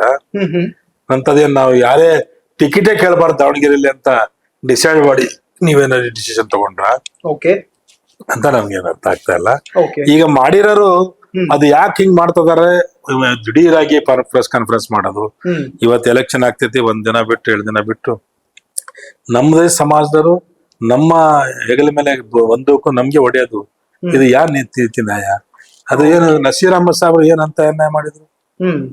ಅಲ್ಲಿ ನಮ್ಮ ಸಮಾಜ ಬಹಳ ಕಷ್ಟಾಗೆ ಬಹಳ ಉಲ್ಟಾ ಸೀದಾ ಆಗ್ಬಿಟ್ಟಿದ್ರು ನಮ್ಮಲ್ಲಿ ಬಾಗಲಕೋಟೆಯಲ್ಲಿ. ಅವ್ರು ಹೋಗಿ ಕುಂತಲ್ಲಿ 100% 99% 80% ವೋಟ್ ಒಂದ್ ಕಡೆ ಬೆಳಂಗ್ ಕುತ್ಕೊಂಡು ಮಾಡಿ ಕಷ್ಟಪಟ್ಟು ಬಾಳ್ ಬಂದಿದ್ದಾರೆ. ಪ್ಲಸ್ CM ಜೊತೆಗೆ ಹೋದ್ರು ಅವರು. ನಾನು ನಿಮ್ ಜೊತೆಗೆ CM ದಾವಣಗೆರೆಗೆ ಬರ್ತಿದ್ರೆ ನಾನು ಬರ್ತೀನಿ ಸರ್ ಅಂತ ಹೇಳಿದ್ರಂತೆ. ಏನು ಬೇಡಪ್ಪ, ನೀನ್ ಇಲ್ಲೇ ಇದ್ದು ಸರಿಯಾಗಿ ಮಾಡು, ಯಾಕಂದ್ರೆ ಇಲ್ಲಿ ಸ್ವಲ್ಪ ಕಷ್ಟ ಇದೆ ಅಂತ ಹೇಳಿ ಬಂದಿರೋದು ಮುಖ್ಯಮಂತ್ರಿ ಅವರು. ಅವ್ರು ಇದ್ದು ಬಂದು ಇಲ್ಲಿ ಎಲೆಕ್ಷನ್ ಇನ್ನು ರಿಸಲ್ಟ್ ಅನೌನ್ಸ್ ಆಗಿಲ್ಲ, ಆಗಲೇ ನೀವು ಪಕ್ಷ ವಿರೋಧಿ ಇದು ಅಂತ ಹೇಳಿ ಅವ್ರ ಮೇಲೆ ಆಕ್ಷನ್ ತಗೊಂತಾರೆ. ನಾನು ಹೇಳಿದ ಮಾತು ಕೇಳಿಲ್ಲ ಅಂತ ಹೇಳಿ. ಇದೆಲ್ಲ ಒಂದ್ ಕಡೆ ಸರ್, DK ಶಿವಕುಮಾರ್ ಮತ್ತು ಸಿದ್ದರಾಮಯ್ಯ ಅವರ ಮುಸುಕಿನ ಗುದ್ದಾಟಕ್ಕೆ ನೀವುಗಳು ಬಲಿ ಆಗ್ತಿದ್ದೀರಾ ಅಂತ? ಅವ್ರವ್ರದ್ದು ನಮ್ದು ಕಾಂಗ್ರೆಸ್ ಪಕ್ಷದವ್ರು ನಾವು ಡಿ ಕೆ ಶಿವಕುಮಾರ್ ನಾವು ಸಿದ್ದರಾಮಯ್ಯ ಬಂಟು ಬಣ ಅವೆಲ್ಲ ಬೇಡ. ನಾವು ಕಾಂಗ್ರೆಸ್ ಬಣ ನಾವು. ಕಾಂಗ್ರೆಸ್ ಯಾಕೆ ಅಂದ್ರೆ ಹೇಳಿದ್ರೆ ಬ್ಯಾಕ್ವರ್ಡ್ ಕ್ಲಾಸ್ ಒಬ್ರು ಮುಖ್ಯಮಂತ್ರಿ ಆಗಿದ್ದಾರೆ, ಇವರಿಂದ ನ್ಯಾಯ ನೀತಿ ಸಿಕ್ತಿದೆ ಅಂತ ನಿರೀಕ್ಷೆ ಇರೋದ್ರಿಂದ ನಾವು ಕಾಂಗ್ರೆಸ್ ಬಣ ಮುಖ್ಯಮಂತ್ರಿ ಫಾಲೋವರ್ಸ್ ಅಷ್ಟೇ. ಬೇರೆ ಏನ್ ಅದ್ರಾಗೆ ಬೇರೆ ಏನು ಇಲ್ಲ ಅದ್ರಾಗೆ ಬೇರೆ ವಿಚಾರ. ಅದಕ್ಕೆ ನನಗೆ ಅನ್ಸಿದ್ದೇನಪ್ಪಾ ಅಂದ್ರೆ ನಾವು ಟಿಕೆಟ್ ಕೇಳಲೇ ಇದೆ ತಪ್ಪಾಗ್ಬಿಟ್ಟಿದ್ದೇನೋ, ನಾವು ಟಿಕೆಟ್ ಕೇಳಿದ್ದಕ್ಕೆ ಇಷ್ಟೆಲ್ಲ ಶಿಕ್ಷೆ ಕೊಡ್ತಾ ಇದಾರೆ. ನಾವು 40 ವರ್ಷ ಈ ಪಕ್ಷಕ್ಕೆ ನಾನು NSU ಇಂದ ಹಿಡಿದು youth Congress, NSCY, main Congress ಜಿಲ್ಲಾಧ್ಯಕ್ಷ 3 ಸರ್ತಿ, ಆಮೇಲೆ ರಾಜ್ಯ ಅಲ್ಪಸಂಖ್ಯಾತರ ಘಟಕದ ರಾಜ್ಯಾಧ್ಯಕ್ಷ 3 ಸರ್ತಿ MLC ಆಗಿ ಇಷ್ಟು 40-45 ವರ್ಷ ನಾನು ನಮ್ಮ ಪಕ್ಷಕ್ಕೆ ಸೇವೆ ಮಾಡಿ ನಮ್ಮ ಜನಕ್ಕೆ ಸಂಘಟನೆ ಮಾಡಿದ್ದು ನನಗೆ ಬಹಳ ಒಳ್ಳೆಯ ಒಂದು ಇದು ಮಾಡಲು ಇದನ್ನ ಕೊಟ್ಟಂಗಾಗಿದೆ, ಒಂದು ಇದು ಪ್ರಶಸ್ತಿ ಕೊಟ್ಟಂಗಾಗಿದೆ. ಓಕೆ ಸರ್, ನೀವು ಬ್ಯಾಕ್ ಎಂಡ್ ಅಲ್ಲಿ ಬಹಳ ಕೆಲಸ ಮಾಡಿದಿರಿ, ಇಲ್ಲ ಅಂತ ಅಲ್ಲ. ಬಟ್ ಬಹಳಷ್ಟು ಜನ ಏನ್ ಹೇಳ್ತಾರೆ ಅಂತಂದ್ರೆ ಅಬ್ದುಲ್ ಜಬ್ಬಾರ್ ಅವರು ಅಲ್ಪಸಂಖ್ಯಾತ ಘಟಕಕ್ಕೆ ಅಧ್ಯಕ್ಷರಾಗಿದ್ರು ಅನ್ನೋದು ನಮಗೆ ರಾಜೀನಾಮೆ ಕೊಟ್ಟ ಮೇಲೆ ಗೊತ್ತಾಯ್ತು ಅಂತ. ಅದು ಬಹಳ ಜನಕ್ಕೆ ಅದು ಗೊತ್ತಿರಕ್ಕಿಲ್ಲ. ನಮ್ಮ ಪಕ್ಷದವ್ರಿಲ್ಲ ನಂಗೆ ಗೊತ್ತಾಗ್ತೈತಿ, ನಮ್ಮ ಪಕ್ಷದವರಿದ್ರೆ ಗೊತ್ತಾಗ್ತೈತಿ. ನಾನು ಈಗ 20, 22, 23ನೇ 123-24 ಕ್ಷೇತ್ರಕ್ಕೆ ನಾನು ಹೋಗಿದ್ದೀನಿ. With document, with speeches, with document, with record ಕೊಟ್ಟಿದ್ದೀನಿ ನಮ್ಮ ಅಧ್ಯಕ್ಷರಿಗೆ ಇಲ್ಲಿನೂ, ನಮ್ಮ AICC. ಈಗ ಕಾಂಗ್ರೆಸ್ಗೆ ಮುಸ್ಲಿಮರ ಅಗತ್ಯ ಮುಗೀತಾ ಅಂತ ಅದು ಅವ್ರಿಗೆ ಅವ್ರದ್ದು ಇನ್ನೂ ತಿಳ್ಕೊಬೇಕದು. ಇನ್ನೂ ಏನ್ ಮುಗ್ದಿಲ್ಲ. ಏನು ಇಂಥವೆಲ್ಲ ತಪ್ಪು ಮಾಡ್ಕೊಂತ ಹೋದ್ರೆ ಮುಂದೆ UP ಬಿಹಾರ ಆಗೋದ್ರಲ್ಲಿ ಏನ್ ನಮಗೆ ಡೌಟ್ ಇಲ್ಲ. ಆಗಕ್ಕೆ ಅವಕಾಶ ಕೊಡಬೇಡ್ರಿ. ಯಾಕಂತ ಹೇಳಿದ್ರೆ ಒಂದು ಸೆಕ್ಯುಲರ್ ವರ್ಸಸ್ ಕಮ್ಯುನಲ್ ಪಾರ್ಟಿದ ಒಂದು ಮಧ್ಯದಲ್ಲಿ ಇರೋಂತ ಗಾಡಿ ನೀವೇ ಆಗಿ ನೀವು ಈ ಗಾಡಿಯನ್ನು ಬೀಳಿಸಕ್ ಪ್ರಯತ್ನ ಮಾಡ್ತಾ ಇದೀರಿ. ಇದು ಸರಿ ಮಾಡ್ಕೊಂಡ್ರಿ. ನಮ್ಮ ರಾಜ್ಯ ಎಲ್ಲ ನಮ್ಮ ರಾಷ್ಟ್ರಾಧ್ಯಕ್ಷರಲ್ಲಿ ಬೇಡ್ಕಂತೀನಿ, ಇದು ನೀವು ನ್ಯಾಯ ನೀತಿ ನೋಡಿ ನೀವು ತರಿಸ್ಕೊಳ್ಳಿ. ನೀವು ಹೇಳಕತ್ತಾರಲ್ಲ ಹಂಗೆ ಮಾಡಿದಾರೆ ಹಿಂಗ್ ಮಾಡಿದಾರೆ, ಇದಕ್ಕಿಂತ ಎವಿಡೆನ್ಸ್ ಈಗ ಕ್ರಾಸ್ ವೋಟಿಂಗ್ ಮಾಡಿರೋದು ಇಕ್ಬಾಲ್ ಅಹಮದ್ ಸೈಡ್ಗೆ ನಿಮ್ಮ ಆತ್ಮೀಯ ಸ್ನೇಹಿತರು, ಅದಕ್ಕಿಂತ ಜಾಸ್ತಿ ಎವಿಡೆನ್ಸ್ ಏನ್ ಬೇಕು ನಿಮ್ಗೆ? ಅವ್ರ ಮೇಲೆ ಹೇಗೆ ಆಕ್ಷನ್ ತಗೊಂಡಿಲ್ಲ? ಇನ್ನೊಬ್ಬರ ಮೇಲೆ ಬೇಕಾದಷ್ಟು ಇಂಥ 2-3 ಸರ್ತಿ ಹೇಳಿದೆ, ಬಿ ಫಾರಂ ಹರಿದ್ರು, ಅದ್ರ ಮೇಲೆ ಆಕ್ಷನ್ ತಗೊಂಡಿಲ್ಲ. ಬಿಫೋರ್ ಎಲೆಕ್ಷನ್ ನಾಮಿನೇಷನ್ ಹಾಕಿದ್ರು, ಯಾಕೆ ಅದು ನಾಮಿನೇಷನ್ ತಗೊಂಡಿಲ್ಲ? ಇದು ನೀವು ಆಕ್ಷನ್ ತಗೊಂಡಿಲ್ಲ. ನಾವೇ ಸಿಕ್ಕಿದೀವ ಆಕ್ಷನ್ ತಗೊಂಡಕ್ಕೆ? ಅಲ್ಪಸಂಖ್ಯಾತರು ಹಿಂಗ್ ಮಾಡಿ ನಮ್ಗೆ ಬಹಳ ಬೇಜಾರು ಮಾಡಿದಿರಿ. ಇದು ಸುಧಾರಿಸ್ಕೊಂಡ್ರೆ ಒಳ್ಳೇದು, ಇಲ್ಲ ಅಂದ್ರೆ ನಿಮಗ್ ಬಿಟ್ಟಿದ್ದು ಅದಕ್ಕೆ ಸಮಾಜ ಉತ್ತರ ಕೊಡ್ತಿದೆ ಅಂತ ಹೇಳ್ತಾರೆ. ಈಗ ಹೊರಗಡೆ ಎಲ್ಲ ಏನ್ ಚರ್ಚೆ ಆಗ್ತಾ ಇದೆ ಅಂತಂದ್ರೆ ಸರ್, ನಸೀರ್ ಅಹಮದ್ ಅವ್ರ ಮೇಲೆ ಆಗಿರುವಂತಹ ಕ್ರಮ ಆಗ್ಲಿ, ನಿಮ್ಮ ಮೇಲೆ ಆಗಿರುವಂತಹ ಕ್ರಮ ಆಗ್ಲಿ, ನಿಮ್ಮ ಪಕ್ಷದಿಂದ ಪ್ರಾಥಮಿಕ ಸದಸ್ಯತ್ವದಿಂದಲೇ ಕಿತ್ತು ಹೋಗ್ದಿರುವಂತದ್ದು, ಇದನ್ನೆಲ್ಲ ತುಂಬಾ ಸೀರಿಯಸ್ ಆಗಿ ತಗೊಳ್ತಾ ಇದ್ದಾರೆ ಜನ. ಕಾಂಗ್ರೆಸ್ ನಲ್ಲಿ ಮುಸಲ್ಮಾನರ ರಾಜಕೀಯ ಪತನವಾಗ್ತಾ ಇದೆ, ಮುಸಲ್ಮಾನರ ಆಟ ಇನ್ಮೇಲೆ ಕಾಂಗ್ರೆಸ್ ಅಲ್ಲಿ ನಡೆಯೋದಿಲ್ಲ, ನಾವು ಹೇಳ್ದಂಗೆ ಕೇಳಿದ್ರೆ ಮಾತ್ರ ನೀವು ಮುಸಲ್ಮಾನರು, ನಾವು ನಿಮ್ ಜೊತೆ ನಿಲ್ತೀವಿ, ಇಲ್ಲ ಅಂತಂದ್ರೆ ನಾವು ನಡೆದಿದ್ದೇ ದಾರಿ ಅನ್ನೋ ಸಂದೇಶನ ಇದು. ಅವ್ರು ಏನಾರ ಸಂದೇಶ ಕೊಡ್ಲಿ, ಅದಕ್ಕೆ ನಾವು ಏನ್ ಮಾಡ್ಬೇಕು ಅದ್ ನಾವು ಮಾಡೇ ಮಾಡ್ತೀವಿ. ನಾವು ಅನ್ಯಾಯ ಆದ್ರೆ ನಾವು ತಡಿಸ್ಕೊಂಡು ಸುಧಾರಿಸ್ಕೊಂಡು ಕುಂದ್ರೋ ಜನ ನಾವಂತೂ ಅಲ್ಲ. ನಾನಾಗ್ಲಿ ನಮ್ಮ ನಸೀರ್ ಅಹಮದ್ ಸಾಹೇಬ್ರಾಗ್ಲಿ ನಾವೆಲ್ಲ ಯಾವಾಗ್ಲೂ ಫೈಟ್ ಮಾಡ್ಕೊಂತಾನೆ ಬಂದೀವಿ. ಏನೇ ಒಂದು ಸಣ್ಣ ಘಟನೆ ಆದ್ರೂ ಸಹಿತ ನಮ್ಗೆ ದುಃಖ ಏನಪ್ಪಾ ಅಂದ್ರೆ, ಅವ್ನ ಮುಖ್ಯಮಂತ್ರಿ ಹತ್ರ ನಮ್ಮ ಒಬ್ಬ ಮನುಷ್ಯ ಇದ್ದ, ನಮ್ಮ ಇಡೀ ರಾಜ್ಯದಂತ ಎಲ್ಲಾ ಸಮಾಜದಲ್ಲಿ ಏನೇ ಅನಾಹುತಗಳು ಏನಾದ್ರು ಸ್ವಲ್ಪ ಕಮ್ಯುನಲ್ ಕ್ಲಾಸಸ್ ಆಗ್ಲಿ ಅದು ಆಗ್ಲಿ ಇದು ಆಗ್ಲಿ ಆಗಿದ್ದ ಪಕ್ಷದಲ್ಲಿ ಇಮಿಡಿಯೇಟ್ ಆಗಿ ನಾವು ಅವ್ರಿಗೆ ಕಾಂಟ್ಯಾಕ್ಟ್ ಮಾಡ್ತಿದ್ವಿ. ಅವ್ರು ಅದಕ್ಕೆ ಸಂಬಂಧಪಟ್ಟ ಅಧಿಕಾರಿಗಳ ಜೊತೆಗೆ ಮಾತಾಡಿದ್ರು, ಸರಿ ಮಾಡ್ತಿದ್ರು. ಅದೆಲ್ಲ ನಮ್ಗೆ ಈಗ ತಪ್ಪಲ್ಲ, ಇವ್ರ ಮೇಲೆ ಅನ್ಯಾಯ ಮಾಡ್ಬಿಟ್ರಲ್ಲ ಅಂತ ನನಗೆ ಅನಿಸ್ತದೆ. ನಮ್ದು ಬಿಡಿ, ನಾನೀಗ ನನ್ಗೆ ರಾಜ್ಯಾಧ್ಯಕ್ಷದಿಂದ ತೆಗ್ದಾರೆ, ಆಮೇಲೆ ನನಗೆ ಪ್ರಥಮ ಸದಸ್ಯರು ತೆಗ್ದಾರೆ, ಅದರಿಂದ ನನಗೇನು ಬರೋದಿಲ್ಲ ಹೋಗೋದಿಲ್ಲ. ನನಗೆ ಪಕ್ಷದಿಂದ ದುಡಿದಿದ್ದಕ್ಕೆ ಅನ್ಯಾಯ ಆಗಿದೆ, ನನಗೆ ದುಃಖ ಇದೆ, ಇರ್ಲಿ. ಆದ್ರೆ ನನ್ನ ಕಡೆಯಿಂದ ನನ್ಕಿಂತ ಜಾಸ್ತಿ ಅವರಿಂದ ಸಮಾಜಕ್ಕೆ ಲಾಭ ಆಗ್ತಾ ಇತ್ತು. ಅದು ಅನ್ಯಾಯ ಮಾಡಿದಿರಿ ಅಂತ ಅನಿಸ್ತದೆ. ಬಟ್ ನಿಮ್ಮನ್ನೇ ಎತ್ತಿ ಕಟ್ಟಿ ಮಜಾ ನೋಡ್ತಿರೋರು ಜಾಸ್ತಿ ಜನ ಇದ್ದಾರೆ. ಅದು ಇಷ್ಟ ದಿವಸ ನಮ್ಮಲ್ಲಿ ಎತ್ಕೊಟ್ಟದ ಒಂದು ಕ್ವಶನ್ ಇದ್ದಿಲ್ಲ. ಈಗೀಗ ಇವ್ರು ಶುರು ಮಾಡಿರೋದು ನೋಡಿದ್ರೆ ಆಗ್ತಾ ಇದೆ ಅಂತ ಅನಿಸ್ತಿದೆ. ಎತ್ಕೊಡ್ತಿದಾರೆ, ಯಾರೋ ಮಾಡ್ತಿದಾರೆ. ನನಗೆ ನೆನಪಾಗ್ತಿದೆಯಲ್ಲ ಸರ್, ಈಗ ನಾ ಹೇಳ್ತೀನಿ ನೋಡಿ ಸರ್, ಜಾಫರ್ ಶರೀಫ್ ಅವರನ್ನು ತುಳಿಯೋದಕ್ಕೆ ಹೇಗೆ ರೋಷನ್ ಬೇಗ್ ಅವರನ್ನ ಬಳಸಿಕೊಂಡ್ರು, ರೋಷನ್ ಬೇಗ್ ಅವರನ್ನು ತುಳಿಯೋದಕ್ಕೆ ಹೇಗೆ ಜಮೀರ್ ಅಹಮದ್ ಅವರನ್ನ ಬಳಸಿಕೊಂಡ್ರು, ಹಾಗೆ ಜಮೀರ್ ಅಹಮದ್ ಅವರನ್ನ ತುಳಿಯೋದಕ್ಕೆ ಮತ್ತೊಂದು ಟೀಮ್ ನ ಬಳಸಿಕೊಳ್ಳಲಾಗ್ತಿದೆಯಂತೆ. ರಾಜಕೀಯ ವಿಶ್ಲೇಷಣೆ ಮಾಡ್ತಿರುವಂತವ್ರು ಹೇಳ್ತಿರ್ತೀವಿ. ಹಂಗೆ ನನ್ಗೂ ಹಂಗೆ ಕಾಣ್ತಾ ಇದೆ. ಆದ್ರೆ ಅದು ಸಕ್ಸಸ್ ಆಗಿ ನನ್ಗೇನ್ ಕಾಣಂಗಿಲ್ಲ. ಯಾಕಂದ್ರೆ ನ್ಯಾಯ ನೀತಿ ಅನ್ನೋದು ಇದೆ. 28 ನಿಲ್ಲುತ್ತಾ ಸರ್ ಸಾಲಿಡ್ ಆಗಿ ಮುಸ್ಲಿಂ ಸಮಾಜ ಕಾಂಗ್ರೆಸ್ ನ ಜೊತೆ ಈ ತರದ ಬೆಳವಣಿಗೆಗಳಾಗ್ತಾ ಇದ್ರೆ? ಇವ್ರು ಯಾವ ನಮೂನೆ ನಡ್ಕಂತಾರ ಅದ್ರ ಮೇಲೆ ಡಿಪೆಂಡ್ ಇದೆ. ಇನ್ನು ಅವಕಾಶ ಏನ್ ತಪ್ಪಿಲ್ಲ, ಇನ್ನು ಬೇಕಾದಷ್ಟು ಅವಕಾಶ ಇದಾವೆ ಸರಿ ಮಾಡ್ಕೊಳಕ್ಕೆ. ಇನ್ನು 2 ವರ್ಷ ಟೈಮ್ ಇದೆ. ನಾವು ಇರ್ತೀವಿ ಬಿಡ್ತೀವಿ. ಆದ್ರೆ ಒಂದು ಸೆಕ್ಯುಲರ್ ಪಕ್ಷದಕ್ಕೆ ಅನ್ಯಾಯ ಆಗ್ತಾ ಇರೋದ್ ನೋಡಕ್ಕೆ ನಮ್ಗೆ ಬಹಳ ಅನ್ಯಾಯ ಅಂತ ಕಾಣ್ತಾ ಇದೆ. ಅದಕ್ಕೆ ಸರಿ ಮಾಡ್ಕೋಬೇಕಂತ ಕೇಳ್ಕೊಂತೀನಿ ನಾನು.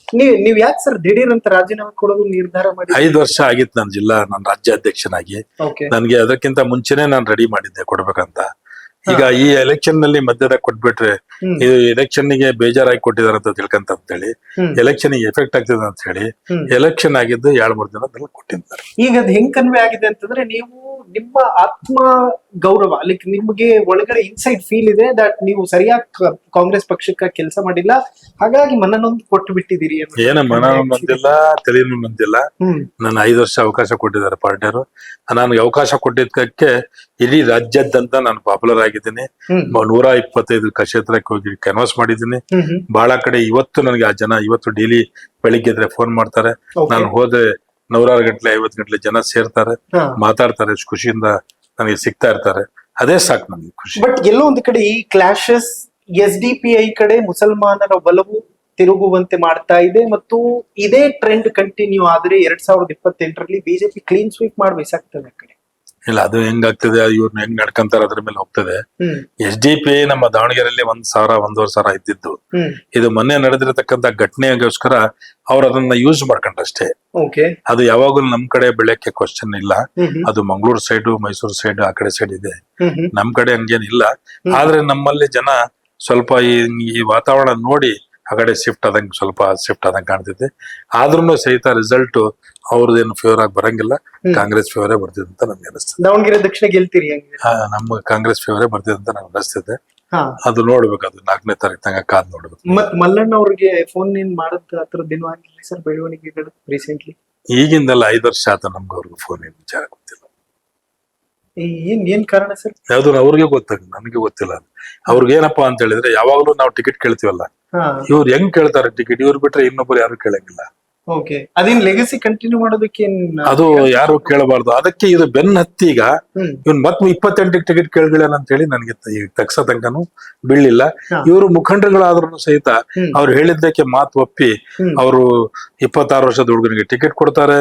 ಅವ್ರ ಮನೆಯಾಗೆ ಇನ್ನೂ 2 ಜನ ಅಣ್ಣ ತಮ್ಮರಿದ್ದು ಅವ್ರಿಗೆ ಬಿಡ್ತಾರೆ. ಅವರಲ್ಲಿ ಯಾರ್ಯಾರ ಕೊಟ್ಟಿದ್ರೆ ಯಾರು ಅಷ್ಟು ಜನ ಇದು ಮಾಡ್ತಿದ್ದಿಲ್ಲ. ಗಣೇಶ್ ಅಂತ ಇದ್ದಾರೆ, ಅವ್ರಿಗೆ ಟಿಕೆಟ್ ಕೊಟ್ಟಿದ್ರೆ ಏನೋ ಆಗ್ತಿದ್ದಿಲ್ಲ. ಬಕೇಶಿ ಅಂತ ಅವ್ರಿಗೆ ಜಿಲ್ಲಾ ಪಂಚಾಯತ್ ಅಧ್ಯಕ್ಷ ಇದ್ರು, ಅವ್ರ ಮನೆ ಅವನ ಕಾಲ್ಗುಣದಿಂದನೇ ಎಲ್ಲ ಅವ್ರ ಮನೆಯಾಗೆ ರಾಜಕೀಯ ಬೆಳವಣಿಗೆ ಸ್ಟಾರ್ಟ್ ಆಗಿದ್ದು. ಅವ್ರ ಅಪ್ಪರು ಅಧ್ಯಕ್ಷರಿದ್ರು ಮುನ್ಸಿ ಕಾರ್ಪೊರೇಷನ್ಗೆ. ಆದ್ರೆ ಇವ್ರು ಜಿಲ್ಲಾ ಪಂಚಾಯತ್ ಅಧ್ಯಕ್ಷರಾದ್ರು. ಅದು ಅವ್ರಿಗೆ ಕೊಟ್ರು ಯಾರು ಅಬ್ಜೆಕ್ಷನ್ ಮಾಡ್ತಿದ್ದಿಲ್ಲ. ಇವರೇ ತಂದೆ ಮಿನಿಸ್ಟರು, ತಾಯಿ ಪಾರ್ಲಿಮೆಂಟ್ ಮೆಂಬರು, ಮಗ ಈಗ MLA ಮಾಡಕ್ಕೆ ಇವ್ರು ಹೊಂಟಾರಲ್ಲ, ಇದು ಜನಕ್ಕೆ ಸ್ವಲ್ಪ ಬೇಸರ ಆಗಿದೆ ಅಷ್ಟೇ. ಬಟ್ ಮುಸ್ಲಿಂ ಸಮಾಜಕ್ಕೆ ಒಂದು ಅನಿವಾರ್ಯತೆ ಈಗ ಇದೆ. ಯಾಕೆಂತಂದ್ರೆ ಅವರು ಒಂದೇ ಪಕ್ಷಕ್ಕೆ ವೋಟ್ ಹಾಕ್ತಾ ಇದ್ದಿದ್ದೆ ಅವ್ರದ್ದು ವೀಕ್ನೆಸ್ ಆಗೋಯ್ತಾ ಪಾಪ. ಯಾಕೆಂತಂದ್ರೆ ಡಾಮಿನೇಟ್ ಇರುವಂತ ಏರಿಯಾಗಳಲ್ಲೇ ಅವರ ಮುಖಂಡರುಗಳಿಗೆ ಟಿಕೆಟ್ ತರೋದಕ್ಕೆ ಆಗ್ತಾ ಇಲ್ಲ, ಮತ್ತೆ ಅವ್ರ ಮುಖಂಡರ ಮಾತು ನಡೆಯಲ್ಲ ಅನ್ನೋದು ಸಾಬೀತಾಗಿದೆ ಆಲ್ರೆಡಿ. ಈಗ ಮುಸ್ಲಿಂ ಸಮಾಜ ಒಂಥರ ರಾಜಕೀಯ ವೇದಿಕೆ ಇಲ್ಲದೆ ಇರೋ ಪರಿಸ್ಥಿತಿಯಲ್ಲಿ ಇದೆ. ಇಲ್ಲ, ಹಂಗ ಕಾಣ್ತಾ ಇದೆ, ಹಿಂಗಿದೆ. ಯಾಕಂದ್ರೆ ಯಾವಾಗಲೂ ಒಂದ್ ಕಡೆಯಿಂದ ಏನಾಗ್ಬಿಟ್ಟಿದೆ ನಮ್ಮಲ್ಲಿ ಅಂತ ಹೇಳಿದ್ರೆ, ಫಸ್ಟ್ ಆಫ್ ಆಲ್ ಶ್ರೀಮಂತಿಗೆ ಕೇಳ್ತಾರೆ, ನನ್ನ ಹತ್ರ ದುಡ್ಡು ಎಷ್ಟದ ಎಲೆಕ್ಷನ್ ಟಿಕೆಟ್ ಕೇಳ್ತಿಲ್ಲ ಅಂತಾರೆ. ಟಿಕೆಟ್ ನಾಗ ದುಡ್ಡಿನ ವಿಚಾರ ಮಾತಾಡಿದ ಕೂಡ್ಲೆ ನೀವು ಇಲ್ಲ ಇಲ್ಲಿ ಅವ್ರಿಗಿಂತ ಜಾಸ್ತಿ ಅವ್ರಿಗೆ ಕೊಡ್ಬೇಕಂತಾರೆ. ಇಂಥವೆಲ್ಲ ಮಾಡಿ ಇವತ್ ಪಕ್ಷದ ಅಧೋಗತಿ ತರ್ತಾ ಇರೋದು. ಮಿಡ್ಲ್ ಕ್ಲಾಸ್ ನರಿಗೆ ಈಗ ರಾಜಕೀಯದಲ್ಲಿ ಅವಕಾಶನೇ ಬಹಳ ಕಡಿಮೆ ಆಗಿ ಕಾಣ್ತಾ ಇದೆ. ಅದರಲ್ಲಿ ಸಹಿತ ಅಲ್ಪಸಂಖ್ಯಾತರಂದ್ರು, ನೀವು ದೇವರಾಜ ಅರಸ್ ಕಾಲದಾಗ ನಾವು 18 ಜನ ಇದ್ವಿ, ಬರ್ತಾ ಬರ್ತಾ ಈಗ ನಾವು 9ಕ್ಕೆ ಬಂದಿದ್ದೀವಿ. 78 ಅಲ್ಲಿ ಅನ್ಸುತ್ತೆ. ಹೌದು, 12 ಜನ ಇದ್ವಿ. ಈಗ ಬರ್ತಾ ಬರ್ತಾ ನಾವು 9ಕ್ಕೆ ಬಂದಿದ್ದೀವಿ. ಹಿಂಗೆ ನಮ್ಗೆ ಮುಗಿಸ್ಕೊಂತ ಹೋಗ್ತಾ ಇದಾರೆ. ಪಾರ್ಲಿಮೆಂಟ್ ನಾಗ ನನಗ್ ನೋಡ್ದಂಗೆ 54 ಜನ ಪಾರ್ಲಿಮೆಂಟ್ ಮೆಂಬರ್ ಇದ್ರು. ಈಗ ಹೋಗಿ 10-12 ಜನ ಪಾರ್ಲಿಮೆಂಟ್ ಮೆಂಬರ್ ಆಗಿದ್ದೀವಿ. ಹಿಂಗೆ ನಮ್ಗೆ ಒಂದೊಂದೇ ಕಟ್ ಮಾಡ್ಕಂತ ಬರ್ತದಾರೆ. ಅದರಲ್ಲಿ ನಮ್ಮೊಂದು ತಪ್ಪಿದೆ. ನಮ್ಮಲ್ಲಿ ಒಗ್ಗಟ್ಟಿಲ್ಲದ ಕಾರಣ ಇಂಥಲ್ಲ ಪರಿಸ್ಥಿತಿ ಉದ್ಭವ ಆಗ್ತಾ ಇದೆ. ನಮ್ಗೆ ಯಾರು ಏನನ್ನೋದು ನಾವು ಬಿಡ್ಬಿಡ್ಬೇಕು. ನಮ್ಮಲ್ಲಿ ಯಾರು ಬುದ್ಧಿವಂತರ ಅವ್ರಿಗೆ ಬೆಳೆಸಕ್ ಪ್ರಯತ್ನ ಮಾಡಬೇಕು. ಈ ಕಾಲ್ ಎಳೆಯೋದು, ಬುದ್ಧಿವಂತರ ಆಗಿರೋದೇ ಕಾಲ್ ಎಳೆಯೋದ್ ಕೆಲಸ ಇದಾರಲ್ಲ, ಈಗ ಮಾಡಕತ್ತಾರಲ್ಲ, ಇವ್ರಿಗೆ ನೋಡಿ ಬೇರೆಯವ್ರ ಅದೇ ಕೇಳ್ಕೊಂತಾರೆ. ನಮ್ದ್ ಬಿಡಿ 2 ವರ್ಷ ಇರ್ತೀವಿ, ರಿಟೈರ್ ಆಗ್ತೀವಿ, ಮತ್ ಬೇರೆ ಇದೆ. ಆದ್ರೆ ನಾವ್ ಏನ್ ಬುನಿಯಾದ್ ಆಗ್ತಾ ಇದೀವಿ ಅಂತ ಹೇಳಿದ್ರೆ, ಯಾರೇ ಏನಾರು ಆಗ್ಬೇಕಾದ್ರೆ ಯಾರಿಗಾರೊಬ್ರು ಕಾಲ್ ಎಳಿಬೇಕು. ನಾವ್ ಯಾರೊಬ್ರಿಗೆ ಸರಿಯಾಗಿ ಇದು ಮಾಡಿದ್ರೇನೆ ನಾವು ಬೆಳೆಯೋದಂತ ಒಂದು ತಲೆಗೆ ಬರ್ತದೆ. ಇಂಥವೆಲ್ಲ ಮಾಡಕ್ ಹೋಗ್ಬೇಡಿ. ಇನ್ನು ಬೇಕಾದಷ್ಟು ವಯಸ್ಸಿದೆ ನಿಮ್ಗೆ. ಇನ್ನು ಬೆಳೆಯಕ್ಕೆ ಅವಕಾಶ ಇದೆ. ಹ್ಮ್ ಬೆಳೆಸ್ಕೊಳಕ್ ಹೋಗ್ಬೇಡ್ರಿ, ವೈರತ್ವ ಜಾಸ್ತಿ ಬೆಳೆಸ್ಕೊಳಕ್ ಹೋಗ್ಬೇಡಿ ಅಂತ ಹೇಳ್ತೀನಿ. Okay, final question sir. Rizwan Arshad ಅವ್ರನ್ನ ಪಾಪ ಒಂದಷ್ಟು ವಿಡಿಯೋಗಳಲ್ಲಿ ನೋಡ್ತಾ ಇದ್ದೆ ನಾನು. ರಿಜ್ವಾನ್ ಅರ್ಷದ್ ಮೀರ್ ಸಾದಿಕ್ ಅವ್ರಿಗೆ ಶಿವಾಜಿನಗರದಲ್ಲಿ ಸೋಲಿಸ್ಬಿಡ್ತೀವಿ ನಾವು, ಬಿಡಲ್ಲ ಸುಮ್ಮನೆ ನಾವು ಸಮಾಜದವರು ಅಂತ ಮುಸ್ಲಿಂ ಸಮಾಜದ ಒಂದಷ್ಟು ಇನ್ಫ್ಲೂಯೆನ್ಸರ್ಗಳು ವಿಡಿಯೋಗಳನ್ನ ಮಾಡಿ ಹಾಕ್ತಾ ಇದ್ರು. ಅದು ಅನ್ಸುತ್ತೆ ನಿಮ್ಗೆ ಈ ತರ ನಾವೇ ಘಟನೆಗಳು? ಆ ವಿಚಾರದಾಗ ನಾನು ಏನು ಹೇಳಂಗಿಲ್ಲ. ಹ್ಮ್ ಯಾಕಂದ್ರೆ ಅದು ನನಗೆ ರಿಜ್ವಾನ್ ಅರ್ಷದ್ ಆಗ್ಲಿ, ಹ್ಮ್ ನಮ್ಮ ಮುಸ್ಲಿಂ ಸಮಾಜದಲ್ಲಿ ನನಗೆ ಯಾರೇ ಮಂತ್ರಿಗಳು, ಹ್ಮ್ MLA ಗಳು, MLC ಗಳು ಹ್ಮ್ ಈಗ ತನಕ ನಾವು ಆತ್ಮೀಯಾಗಿ ಇದ್ದೀವಿ. correct. ಅದು ಏನೋ ಒಂದು ಕೆಟ್ಟಗಳಿಗೆ ಹ್ಮ್ ಅವ್ರ ಪ್ರೆಸ್ ಕಾನ್ಫರೆನ್ಸ್ ಮಾಡಿರ್ಬೋದು, ಹ್ಮ್ ಹ್ಮ್ ಅದು ಬಿಟ್ರೆ ಏನಿಲ್ಲ ಅಂತ ನನಗೆ ಅನಿಸ್ತದೆ. ಅಂತದೇನು ನನಗೆ ಅದು ಆ ವಿಡಿಯೋಗಳು ಮಾಡಿರೋದು ಅದು ಎಲ್ಲ ನನಗೆ ಸಾಚಾರ್ ವರದಿಯಲ್ಲಿ ಬಂದಿರುವಂತಹ ಒಂದು ವರದಿಯ ಪ್ರಕಾರ 8 ಪ್ರಮುಖ ಸೂಚ್ಯಂಕಗಳಲ್ಲಿ ಮುಸ್ಲಿಂ ಸಮಾಜ ದಲಿತ ಸಮಾಜಕ್ಕಿಂತ ಹೀನಾಯ ಸ್ಥಿತಿಯಲ್ಲಿದೆ. ಮುಸಲ್ಮಾನರಲ್ಲಿ ಸಾಕ್ಷರತೆಯ ಪ್ರಮಾಣ ಕಡಿಮೆ ಆಗ್ತಿದೆ. ಮುಸಲ್ಮಾನರು ಇರುವಂತಹ ಏರಿಯಾಗಳಲ್ಲಿ ಒಂದೊಳ್ಳೆ ಪಾರ್ಕ್ ಇರಲ್ಲ, ಡಿಗ್ರಿ ಕಾಲೇಜ್ಗಳಿರಲ್ಲ, ಬ್ಯಾಂಕ್ ಶಾಖೆಗಳು ಬರಕ್ಕೆ ಹೆದರ್ಕತ್ತವೆ, ಅವರು ಅಡ್ಡಾದಿಡ್ಡಿಯಾಗಿ ಬೆಳೀತಾ ಇದ್ದಾರೆ. ಮುಸ್ಲಿಂ ಮುಖಂಡರುಗಳಿದ್ರು ಅವ್ರ ಕಡೆ ಫೋಕಸ್ ಮಾಡುವಂತ ಕೆಲಸಗಳಾಗ್ತಿಲ್ಲ ಅಂತ. ನೀವು ಸೀನಿಯರ್ ಇರೋದ್ರಿಂದ ಈ ಪ್ರಶ್ನೆ ಕೇಳ್ತಾ ಇದ್ದೀನಿ. ಇನ್ ಫ್ಯೂಚರ್ ಬರುವಂತಹ ಜನರೇಷನ್ಗಳು ಅಥವಾ ಇನ್ ಫ್ಯೂಚರ್ ನಾನು ನಾಯಕನಾಗಿ ಬೆಳಿತೀನಿ, ಒಂದು ಸಮಾಜವನ್ನ ಒಟ್ಟಿಗೆ ತೆಗೆದುಕೊಂಡು ಹೋಗ್ತೀನಿ ಅನ್ನೋಂಥವ್ರು ಏನ್ ಮಾಡ್ಬೇಕು ಈ ಸಮಾಜಕ್ಕೆ ಅಂತ? ಬಹಳ ಕರೆಕ್ಟ್ ಆಗಿ ಹೇಳಿದ್ರೆ. ಹ್ಮ್ ನನಗೆ ಹಳೆಯದೊಂದು ಸುದ್ದಿ ನೆನಪು ಬರ್ತಾ ಇದೆ, ಅದು ಹೇಳ್ತೇನೆ.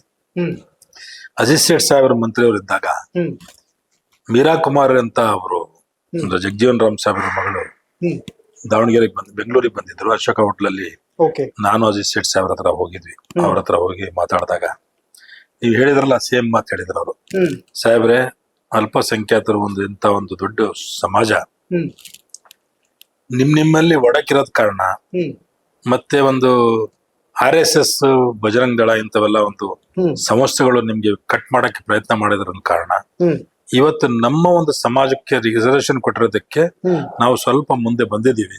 ಹ್ಮ್ ನಮ್ಮಕ್ಕಿಂತ ಹೀನಾಯ ಪರಿಸ್ಥಿತಿ ನಾವು ಇದೆ ಅಂತ ಹೇಳಿದ್ರೆ ಹ್ಮ್ ಅಲ್ಪಸಂಖ್ಯಾತ ಕರೆಕ್ಟ್. ಅಂತ ನನಗೆ ಅನಿಸ್ತಿದೆ ಅಂತ. ಹ್ಮ್ ಇದು ಮೀರಾ ಕುಮಾರಿ ಅವರು ನನಗೆ ಹೇಳಿದ್ದು ಈಗ ನೆನಪು ಬಂದು ಹೇಳಿದ್ಮೇಲೆ, ಇದು ನಾನು ಅಜಿತ್ ಸೇಠ್ ಹೋದಾಗ ಇದು ಮಾತು ಹೇಳಿದ್ರು. ಓಕೆ. ಅದು ನಿಜಾನೂ ಇದೆ. ಹ್ಮ್ ಯಾಕಪ್ಪ ಅಂತ ಹೇಳಿದ್ರೆ, ನೀವ್ ಹೇಳಿದ್ರಲ್ಲ ಬ್ಯಾಂಕ್ ನಲ್ಲಿ ಅಪ್ಲಿಕೇಶನ್ ಕೊಡಂಗಿಲ್ಲ, ಹ್ಮ್ ಶಾಖೆಗಳೇ ಮಾಡಿಲ್ಲ. ಶಾಖೆಲೆಗಳು ಮಾಡಂಗಿಲ್ಲ. ಹ್ಮ್ ನಮ್ಮಲ್ಲಿ ಒಂದು ಸ್ವಲ್ಪ ಬಹಳ ವೀಕ್ನೆಸ್ ಏನಿದೆ ಅಂತ ಹೇಳಿದ್ರೆ, ಹ್ಮ್ ನನ್ಗೂ ಅದೇ ಆಶ್ಚರ್ಯ ಆಗ್ತೈತಿ. ಹ್ಮ್ ನಾವ್ ಇಷ್ಟು ದಿವಸ ನಾವು ಮೊಘಲ್ ದರ್ಬಾರ್ ಮಾಡಿದ್ವಿ, ನಾವು ಮೊಘಲ್ನಲ್ಲಿ ಇದ್ದಾಗ 400 ವರ್ಷ 800 ವರ್ಷ ಈ ದೇಶ ಆಳಿದೀವಿ ಅಂತ ಹೇಳ್ತೀವಿ. ಹ್ಮ್ ಇದು ಇಂಥ ಬುದ್ಧಿ ಹೆಂಗ್ ಬರ್ತೈತಿ ಅಂತ. ಈಗ ಮೈನಾರಿಟಿ ಡೆವಲಪ್ಮೆಂಟ್ ಕಾರ್ಪೊರೇಷನ್ ಸಾಲ ತಗೊಂತಾರೆ, ರಿಟರ್ನ್ ಕೊಡೋದೇ ಗೊತ್ತಾಗಂಗಿಲ್ಲ. ಹ್ಮ್ ಅಪ್ಲಿಕೇಶನ್ ಬ್ಯಾಂಕ್ಗಳಲ್ಲಿ ಅಪ್ಲಿಕೇಶನ್ ಕೊಡಂಗಿಲ್ಲ. ಯಾಕಂತ ಹೇಳಿದ್ರೆ ಅಪ್ಲಿಕೇಶನ್ ಇಸ್ಕೊಂಡು ಬ್ಯಾಂಕ್ನಾಗ ಸಾಲ ತಗೊಂಡ್ರೆ ವಾಪಸ್ ಕೊಡೋದಂಗೆಲ್ಲ ಅದೆಲ್ಲ ಸರ್ಕಾರದ ತಿಳ್ಕೊಂಡ್ಬಿಡ್ತಾರೆ. ಕರೆಕ್ಟ್. ಇದು ಒಂದು. ಮಕ್ಕಳಿಗೆ ಬೇಕಾದಷ್ಟು ವೇಸ್ಟ್ ಆಗಿ ಖರ್ಚು ಮಾಡಿ ಮಕ್ಕಳು ಮದುವೆ ಮಾಡ್ತಾರೆ. ಹೆಣ್ಮಕ್ಳು ಮದುವೆಗೆ ಗಂಟ್ಲೆ ಖರ್ಚು ಮಾಡ್ತಾರೆ. ಗಂಡ್ ಮಕ್ಕಳಿಗೆ ಆಗ್ಲಿ ಹೆಣ್ಮಕ್ಳಿಗಾಗ್ಲಿ ಓದ್ಸಕ್ಕೋಸ್ಕರ ಶಾಲೆ, ಸ್ಕೂಲ್, ಕಾಲೇಜ್ಗಳು ಕಟ್ಸಕ್ಕೆ ಯಾರು ಮುಂದೆ ಬರಂಗಿಲ್ಲ. ಯಾರ ಮಸೂತಿ ಮದ್ರಸಾಗಳಿಗೆ ನಾವು ಓಪನ್ ಆಗಿ ಮುಂದೆ ಬಂದು ನಾವು ಸಹಾಯ ಮಾಡ್ತೀವಿ. ಮಸೂತಿ ಮದ್ರಸಾಗಳು ದೇವರು ಅಂತ ಯಾವಾಗ ಬರ್ತದೆ ಅಂತ ಹೇಳಿದ್ರೆ, ಫಸ್ಟ್ ವಿದ್ಯಾಭ್ಯಾಸ ಕಲ್ಸಕ್ ಪ್ರಯತ್ನ ಮಾಡಿ. ವಿದ್ಯಾ ಕಲಿಸಿದ್ರೆ ಅಲ್ಲ ರಸೂಲ್ ಅಂತ ನಮಗೆಲ್ಲ ಗೊತ್ತಾಗ್ತೈತಿ. ನಮ್ಮ ಮಕ್ಕಳಿಗೆ ಈಗ ಡ್ಯಾಡಿ ಮಮ್ಮಿ ಅಂತ ಹೇಳಿ ನಾವು ಕಾನ್ವೆಂಟಿಗೆ ಕಳಿಸಿದ್ಮೇಲೆ ಅವ್ರಿಗೆ ಅರಬ್ಬಿ ಅಂತದ್ ಏನನ್ನೋದೇ ಅವ್ರಿಗೆ ಸುಳಿವಿರಂಗಿಲ್ಲ. ಅಂತ ಒಂದು ಪರಿಸ್ಥಿತಿ ನಮ್ಮ ಸಮಾಜದಲ್ಲಿ ಬೆಳೆದಿದೆ. ಅದಕ್ಕೆ ಈ ಒಂದು ಹೀನಾಯ ಪರಿಸ್ಥಿತಿ ನಮ್ಮಲ್ಲಿ ಬರ್ತಾ ಇದೆ. ಒಂದು ಮದುವೆ ಆಗಿರೋ ಒಂದು ಹುಡುಗ ಫಸ್ಟ್ ತಂದೆ ತಾಯರಿಗೆ ಹೊಡೆಯೋದು ಯಾವಾಗ, ಹೊರಗೆ ಹಾಕೋದು ಯಾವಾಗಂತೆ. ಇದು ಬರೀ ಇಂಗ್ಲಿಷ್ ಸ್ಕೂಲ್ಗಳಲ್ಲಿ ಓದಿಸ್ತಾ ಇದೀವಲ್ಲ, ನಮ್ಮ ಒಂದು ಸಮಾಜದ ಬಗ್ಗೆ ತಿಳುವಳಿಕೆ ಕೊಳ್ಳಿಲ್ದಂಗೆ ನಾವು ಏನ್ ವಿದ್ಯಾಭ್ಯಾಸ ಕೊಡಕತ್ತೀವಿ ಮಕ್ಕಳಿಗೆ. ನನ್ ಮಗ ಇಂಗ್ಲಿಷ್ ಮಾತಾಡಿದ್ರೆ ಸಾಕು, ನನ್ ಮಗ ಹಿಂಗ್ ಮಾತಾಡಿದ್ರೆ ಸಾಕು ಅಂತ ಹೇಳಿ ನಾವೇನ್ ಓದಿಸ್ತಾ ಇದೀವಲ್ಲ, ಅವನು ನಾಳೆ ಬೆಳೆದು ಫಸ್ಟ್ ಮದುವೆ ಮಾಡಿದ ದಿವಸ ಫಸ್ಟ್ ಇವ್ರಿಗೆ ತಂದೆ ತಾಯಿಗಳಿಗೆ ಅವನು ವೈರಿ ಆಗ್ತಾನೆ. ಇವ್ರು ಯಾಕೋ ಬಹಳ ಕೆಮ್ಮಕ್ ಹತ್ತಿದ್ದಾರೆ, ಇವ್ರು ಬಹಳ ಕೂಗಕ್ ಹತ್ತಿದಾರೆ ಅಂತೆಲ್ಲ ಫಸ್ಟ್ ಹೊರಗೆ ಹಾಕ್ತಾನ ಅವನು. ಅದೇ ನೀವು ಯಾರೇ ವಿದ್ಯಾಭ್ಯಾಸ ಅರಬ್ಬಿ ವಿದ್ಯಾಭ್ಯಾಸ ಕಲ್ತಿರ ನೀವು ನೋಡಿ, ಅವ್ರ ಫಸ್ಟ್ ತಂದೆ ತಾಯಿಗೆ ನೋಡ್ಕೊಂಡು ತಂದೆ ತಾಯಿ ಸೇವೆ ಮಾಡ್ಕಂತ ಅವ್ರ ಮನೆಯವ್ರಿಗೂ ಸೇವೆ ಮಾಡ್ಕಂತ ಜೊತೆಗಿರ್ತಾರೆ. ಆ ಫ್ಯಾಮಿಲಿಗೂ ಈ ಫ್ಯಾಮಿಲಿಗೂ ವ್ಯತ್ಯಾಸ ಇರ್ತದೆ. ಅದಕ್ಕೆ ನಮ್ಮ ಸಮಾಜದಲ್ಲಿ ಕೇಳ್ಕೊಳ್ಳೋದೇನಪ್ಪಾ ಅಂದ್ರೆ, ಈಗ ಜಮೀರ್ ಅಹಮದ್ ಸಾಹೇಬ್ರು ಬಂದ್ಮೇಲೆ ಎಲ್ಲಾ ತಾಲೂಕ್ ವೈಸ್, ಜಿಲ್ಲಾ ವೈಸ್ ಎಲ್ಲಾ ಕಡೆ ಶಾಲೆ, ಸ್ಕೂಲ್, ಮೊರಾರ್ಜಿ ದೇಸಾಯಿ ಶಾಲೆಗಳು, ಅಬ್ದುಲ್ ಕಲಾಂ ಆಜಾದ್ ಶಾಲೆಗಳು, ನಮ್ಮ ಸಮಾಜದ ಮುಖಂಡರು, ನಮ್ಮ ಸಮಾಜದ ಮಕ್ಕಳು ಓದಕ್ಕೋಸ್ಕರ ಫಿದಿ ಹಾಸ್ಟೆಲ್ಗಳು, ಒಂದು 100 ಗಂಟಲೆ ಹಾಸ್ಟೆಲ್ಗಳು ಓಪನ್ ಆಗ್ತದವೆ. ಅದ ಸರಿಯಾದ ನಾವು ಉಪಯೋಗ ತಗೊಂಡು ನಮ್ಮ ಮಕ್ಕಳಿಗೆ ಓದಿಸ್ರಿ. ಯಾವ ಮಕ್ಕಳು ನಮ್ಮ ವಿದ್ಯಾಭ್ಯಾಸ ಕಲ್ತು ನಮ್ಮ ಸಮಾಜದಲ್ಲಿ ಬೆಳಿತಾರೋ ಅವರು ಸಮಾಜಕ್ಕೂ ಒಳ್ಳೆಯರಾಗ್ತಾರೆ, ನಿಮ್ಗೂ ಒಳ್ಳೇದಾಗಿ ನೋಡ್ಕೊಂತಾರೆ ಅಂತ ಹೇಳಿ ಅವರು ನಾನು ಜಗಜೀವನ್ ರಾಮ್ ಮಗಳು ಹೇಳಿದ್ದು ಮತ್ತೆ ನೀವ್ ಹೇಳಿದ ವಿಚಾರ ನೆನಪು ಬರ್ತಿದೆ.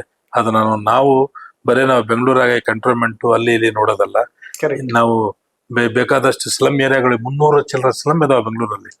ಅಲ್ಲಿ 75% ಅಲ್ಪಸಂಖ್ಯಾತರು ಇದ್ದಾರೆ. ಅಲ್ಲಿ ನೋಡ್ಬಿಟ್ರೆ ಇವ್ರು ಯಾಕಾರ ಹುಟ್ಟಿದಾರೆ, ಯಾಕಾರ ಬೆಳೀತಿದಾರೆ ಅನ್ನಂಗೆ ನಮ್ಗೆ ಪರಿಸ್ಥಿತಿ ಆಗ್ತಿದೆ.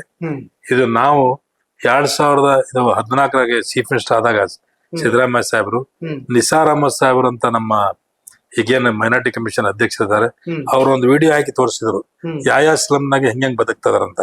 ಚರಂಡಿ ಮೇಲೆ ಕಲ್ ಮೇಲೆ ಮಕ್ಕಂಡಿರೋದಂತ ಫ್ಯಾಮಿಲಿಗಳು ತೋರಿಸಿದ್ರು. ಇಂಥವೆಲ್ಲ ಅದಾವೆ. ನಾವು ಏನಿಲ್ಲ, ನಾವು ಏನಪ್ಪಾ ಅಂದ್ರೆ ನಾವು ನಮ್ಮ ಮಕ್ಕಳು ನಮ್ಮ ಮನೆ ನಾವೆಲ್ಲ ನೋಡ್ಕೊಂತ ಬದುಕ್ತಾ ಇದೀವಿ. ನಾವೆಲ್ಲರೂ ಅಕ್ಕಪಕ್ಕದಾಗ ವಾತಾವರಣ ಸರಿ ಮಾಡ್ಕೊಂಡಿಲ್ಲ ಅಂದ್ರೆ ಇದೇ ಜನ ನಮ್ಗೆ ನಾಳೆ ಉಲ್ಟಾ ಆಗಿ ನಮ್ಮ ಬೇರೆ ರೀತಿಗಳು ಆಗ್ತಾರೆ ನಮ್ಮ ಸಮಾಜದಲ್ಲಿ. ಅದಕ್ಕೆ ಇವ್ರಿಗೆಲ್ಲ ಹೇಳಕ್ ಒಂದು ಅವಕಾಶ ಮಾಡಿ ನಾವು ಕೊಡ್ತಾ ಇದೀವಿ. ಅದಕ್ಕೆ ನಾವು ವಿದ್ಯಾಭ್ಯಾಸ ಕೆಲಸ ಕಡೆ ಗಮನ ಕೊಡ್ಬೇಕು. ಯಾವುದೇ ಸರ್ಕಾರ ಇರ್ಲಿ ವಿದ್ಯಾಭ್ಯಾಸಕ್ಕೋಸ್ಕರ ಫೋರ್ಸ್ ಹಾಕ್ಬೇಕು. ಕಾಲೇಜ್ಗಳು ಮಾಡ್ರಿ, ಸ್ಕೂಲ್ಗಳು ಮಾಡ್ರಿ, ಹಾಸ್ಟೆಲ್ಗಳು ಮಾಡ್ರಿ ಅಂತ ನಾವು ಫೋರ್ಸ್ ಹಾಕಿ ನಾವು ಅದು ಮಾಡಿಸ್ಕೊಳಕ್ ಪ್ರಯತ್ನ ಮಾಡ್ಬೇಕು. ಸಮಾಜದಲ್ಲಿ ಸಣ್ಣ ಪುಟ್ಟಕ್ಕೆ ಹೊಡೆದಾಟ ಮಾಡಿ ಗುದ್ದಾಟ ಮಾಡಿ ದೂರ ಹಾಕಂತ ಹೋಗೋದಲ್ಲ. ಯಾವುದೇ ಒಂದು ಫೈಸ್ಲಾ ಆಗ್ಲಿ, ಯಾವುದೇ ಒಂದು ನಿರ್ಣಯ ತಗೊಳೋದಾಗ್ಲಿ ಮಸೂತಿ ಆವರಣದಲ್ಲಿ ಕುತ್ಕೊಂಡು ಎಲ್ಲ ಒಂದು 5-10 ಜನ ಕುತ್ಕೊಂಡು ಪಂಚಾಯತಿ ಮಾಡಿ ಇಂಥ ಏರಿಯಾದಲ್ಲಿ ಒಂದು ಸಣ್ಣ ವಿಚಾರ ಹೇಳ್ತೇನೆ. ಈಗ ಮದುವೆಗಳು ಬಹಳ ಜನ ಹುಡುಗಿಯರ ಮದುವೆಗಳಾಗಲ್ಲ. ಒಂದು ಮಸೂತಿ ಆ ಏರಿಯಾದಾಗ ಮಸೂತಿ ಇರ್ತದೆ. ನಾನು ಒಂದು ಮಸೂತಿಯಲ್ಲಿ ನೀವು ಯಾವ್ದಾರ ನಮ್ಮ ಹುಡುಗಿದ ಮದುವೆ ಇದೆ ಇಂಥ ದಿವಸ ಅಂತ ಅರ್ಜಿ ಕೊಡ್ಲಿ, ಅವ್ರು ಆ ಅರ್ಜಿಯನ್ನು ಇಟ್ಕೊಂಡು ನಮ್ಮ ಸಮಾಜದಲ್ಲಿ ಒಂದು ಮಸೂತಿಯಾಗಿ ಕುತ್ಕೊಂಡು ಇಂಥ ಜಬ್ಬಾರ್ ಅವ್ರ ಮಗಳು ಮದುವೆ ಇದೆ, ಇವ್ರಿಗೆ ಹಣ ಸಹಾಯ ಬೇಕಾಗಿದೆ ಅಂತ ಹೇಳಿ ಮಸೂದಾಗ ಹೇಳಿ, ಅದು ಮದ್ವೆ ಶ್ರೀಮಂತರಿಗಿಂತ ಒಳ್ಳೆ ಮದ್ವೆ ಆಗ್ತದೆ. ಒಂದು ಸಮಾಜ ಜವಾಬ್ದಾರಿ ತಗೊಂಡ್ ಮಾಡುವಂತ ಮದ್ವೆ ಅದು. ಒಂದು ಜವಾಬ್ದಾರಿ ತಗೋಬೇಕು. ನಾವು ಮಸೂದೆ ಅಂದ್ರೆ ಬರೀ ನಾವು ನಮಾಜಿ ಮಾಡಿಸೋದು, ಆ ಮುತೋಲಿಗಳಿಗೆ ಮತ್ತೆ ಮೌಜನ್ಗಳಿಗೆ ಕಂಟ್ರೋಲ್ ಮಾಡೋದು, ಕಸ ಹೊಡ್ಸೋದು, ಕ್ಲೀನ್ ಮಾಡಿಸೋದು ಅಂದೇ ಅಲ್ಲ. ಸಮಾಜದಲ್ಲಿ ಇರುವಂತ ಎಲ್ಲಾ ನ್ಯೂನತೆಗಳನ್ನು ಸರಿ ಮಾಡೋಕ್ಕೋಸ್ಕರ ಮಸೂತಿ ಇಸ್ತೆಮಾಲ್ ಆಗ್ಬೇಕು. ವಿದ್ಯಾಭ್ಯಾಸ ಕಲಿಸಕ್ಕೋಸ್ಕರ ಮಸೂತಿ. ಅದಕ್ಕೆ ನಮ್ಮ ಎಲ್ಲಾ ಉಲ್ಮಾಗಳಿಗೂ ನಾನು ಅದೇ ಹೇಳೋದು, ನೀವು ಫಸ್ಟ್ ಒಂದು 10 ನಿಮಿಷ ನಮ್ಮಲ್ಲಿ ಇರುವಂತ ನ್ಯೂನತೆಗಳು ತಾವು ಸ್ಪೀಚ್ ನಲ್ಲಿ ಹೇಳ್ಬೇಕು. ಶುಕ್ರವಾರ ನೀವು ಇಂಥ ನ್ಯೂನತೆ ಇದೆ, ಇದು ಸರಿಪಡಿಸ್ಕೊಡ್ರಿ, ಇಲ್ಲಾಂದ್ರೆ ನೀವು ಬದುಕೋದ್ ಬಹಳ ಕಷ್ಟ ಅಂತ ಹೇಳ್ರಿ. ನೀವು ಅದಾದ್ಮೇಲೆ ಜನ್ನತ್ತು ದೋಜಾಕ್ ಅದಾದ್ಮೇಲೆ ಆಟೋಮೆಟಿಕ್ ಆಗಿ ಬರ್ತದೆ ಅಂತ ನಾನು ಹೇಳಕಂತ, ನಾನು ನನ್ನ ಮೇಲೆ ಆಗಿರೋದಕ್ಕಂತ ಈ ಅನ್ಯಾಯವನ್ನು ನನಗೆ ಬಹಳ ದುಃಖದಿಂದ ನಾನು ಮಾಡ್ತಾ ಇದ್ದೇನೆ. ಇದು ಸರಿಪಡಿಸ್ತಾರೆ ನಮ್ಮ ಆಲ್ ಇಂಡಿಯಾ AICC ಅಧ್ಯಕ್ಷರಂತ ನನಗೆ ಅನಿಸಿಕೆ ಇದೆ. ಅದರ ಮೇಲೆ ಕಾದ್ ನೋಡೋಣ. Okay, thank you so much sir. ಬಹಳ ಖುಷಿ ಆಯ್ತು ಮಾತಾಡಿ. ನೋಡೋಣ, ದಾವಣಗೆರೆ ರಿಸಲ್ಟ್ ಬಂದ ಮೇಲೆ ಬಹಳಷ್ಟು ವ್ಯತ್ಯಯಗಳು, ಏರಿಳಿತಗಳು ಕಾಂಗ್ರೆಸ್ ನಲ್ಲಿ ಆಗುವುದಿದೆ ಮತ್ತು ಮುಸಲ್ಮಾನ್ ಸಮಾಜದ ಪ್ರಮುಖ ನಾಯಕರ ಮೇಲೆ ನಡೀತಾ ಇರುವಂತಹ ಗದಪ್ರಹಾರ ಏನಿದೆ, ಇಡೀ ಮುಸ್ಲಿಂ ಕಮ್ಯುನಿಟಿನ ಡಿಸ್ಟರ್ಬ್ ಮಾಡಿರೋದಂತೂ ಸತ್ಯ. ಮತ್ತು ಮುಸಲ್ಮಾನರಿಗೆ ಬೇರೆ ಬೇರೆಯವರಿಂದ ಅನ್ಯಾಯ ಆಗಿದೆ ಅನ್ನೋದಕ್ಕಿಂತ ಹೆಚ್ಚಾಗಿ ಮುಸಲ್ಮಾನ್ ನಾಯಕರಿಂದನೇ ಅನ್ಯಾಯ ಆಗಿದೆ ಅನ್ನೋದು ಬಹಳ ಸ್ಪಷ್ಟ. ಯಾಕೆಂತಂದ್ರೆ ನೀವು ಬೇರೆ ಬೇರೆ ವರದಿಗಳನ್ನು ಓದಿದ್ರೆ ಗೊತ್ತಾಗ್ತದೆ ಯಾರ್ಯಾರು ವಕ್ಫ್ ಬೋರ್ಡ್ ಆಸ್ತಿಯನ್ನ ಕಬಳಿಸ್ಕೊಂಡು ಅದ್ರ ಮೇಲೆ 5 ಸ್ಟಾರ್ ಹೋಟೆಲ್ಗಳನ್ನ ಮಾಡ್ಕೊಂಡಿದ್ದಾರೆ ಅನ್ನೋದು. ಇದೆಲ್ಲ ಮಾತಾಡಿದ್ರೆ ಯೂಸ್ ಇಲ್ಲ, ಜನಕ್ಕೆ ಅರ್ಥ ಆಗಲ್ಲ, ಬಿಡಿ. ನೋಡೋಣ ಏನಾಗುತ್ತೆ ಅಂತ. ಯಾಕೆಂತಂದ್ರೆ ರಾಜಕೀಯವಾಗಿ ಸಂಖ್ಯೆಗಳ ಕೊರತೆಗಿಂತ ಹೆಚ್ಚಾಗಿ ಬದ್ಧತೆಯ ಕೊರತೆ ಎದುರಾದಾಗ ಅದು ಡೋಲಾಯಮಾನ ಸ್ಥಿತಿಗೆ ಹೋಗುತ್ತೆ ಸಮಾಜ ಅನ್ನುವಂಥದ್ದು ಬಹಳ ಸ್ಪಷ್ಟ. ಅದೇನೇ ಇರ್ಲಿ, ಒಂದಂತೂ ಸತ್ಯ, ಇಡೀ ಮುಸ್ಲಿಂ ಸಮಾಜ ದಾವಣಗೆರೆ ದಕ್ಷಿಣ ಚುನಾವಣೆಯ ಸಂದರ್ಭದಲ್ಲಿ ಒಗ್ಗಟ್ಟಾಗಿ ನಿಂತ್ಕೊಂಡಿತ್ತು ಮತ್ತು ಈ ಒಗ್ಗಟ್ಟು ಕಂಟಿನ್ಯೂ ಆದ್ರೆ ಬಹುಶಃ ಬೇರೆ ಬೇರೆ ಪಕ್ಷಗಳಿಗೂ ನಡುಕ ಹುಟ್ಟೋದಂತೂ ಸತ್ಯ. ನೋಡ್ತಾ ಇರಿ ಹೆಲೋ ಹಿಂದೂ. ನಾನು ಸೈಯದ್ ಹಿದಾಯತ್, ಸೈನಿಂಗ್ ಆಫ್ ಬೆಂಗಳೂರಿನ.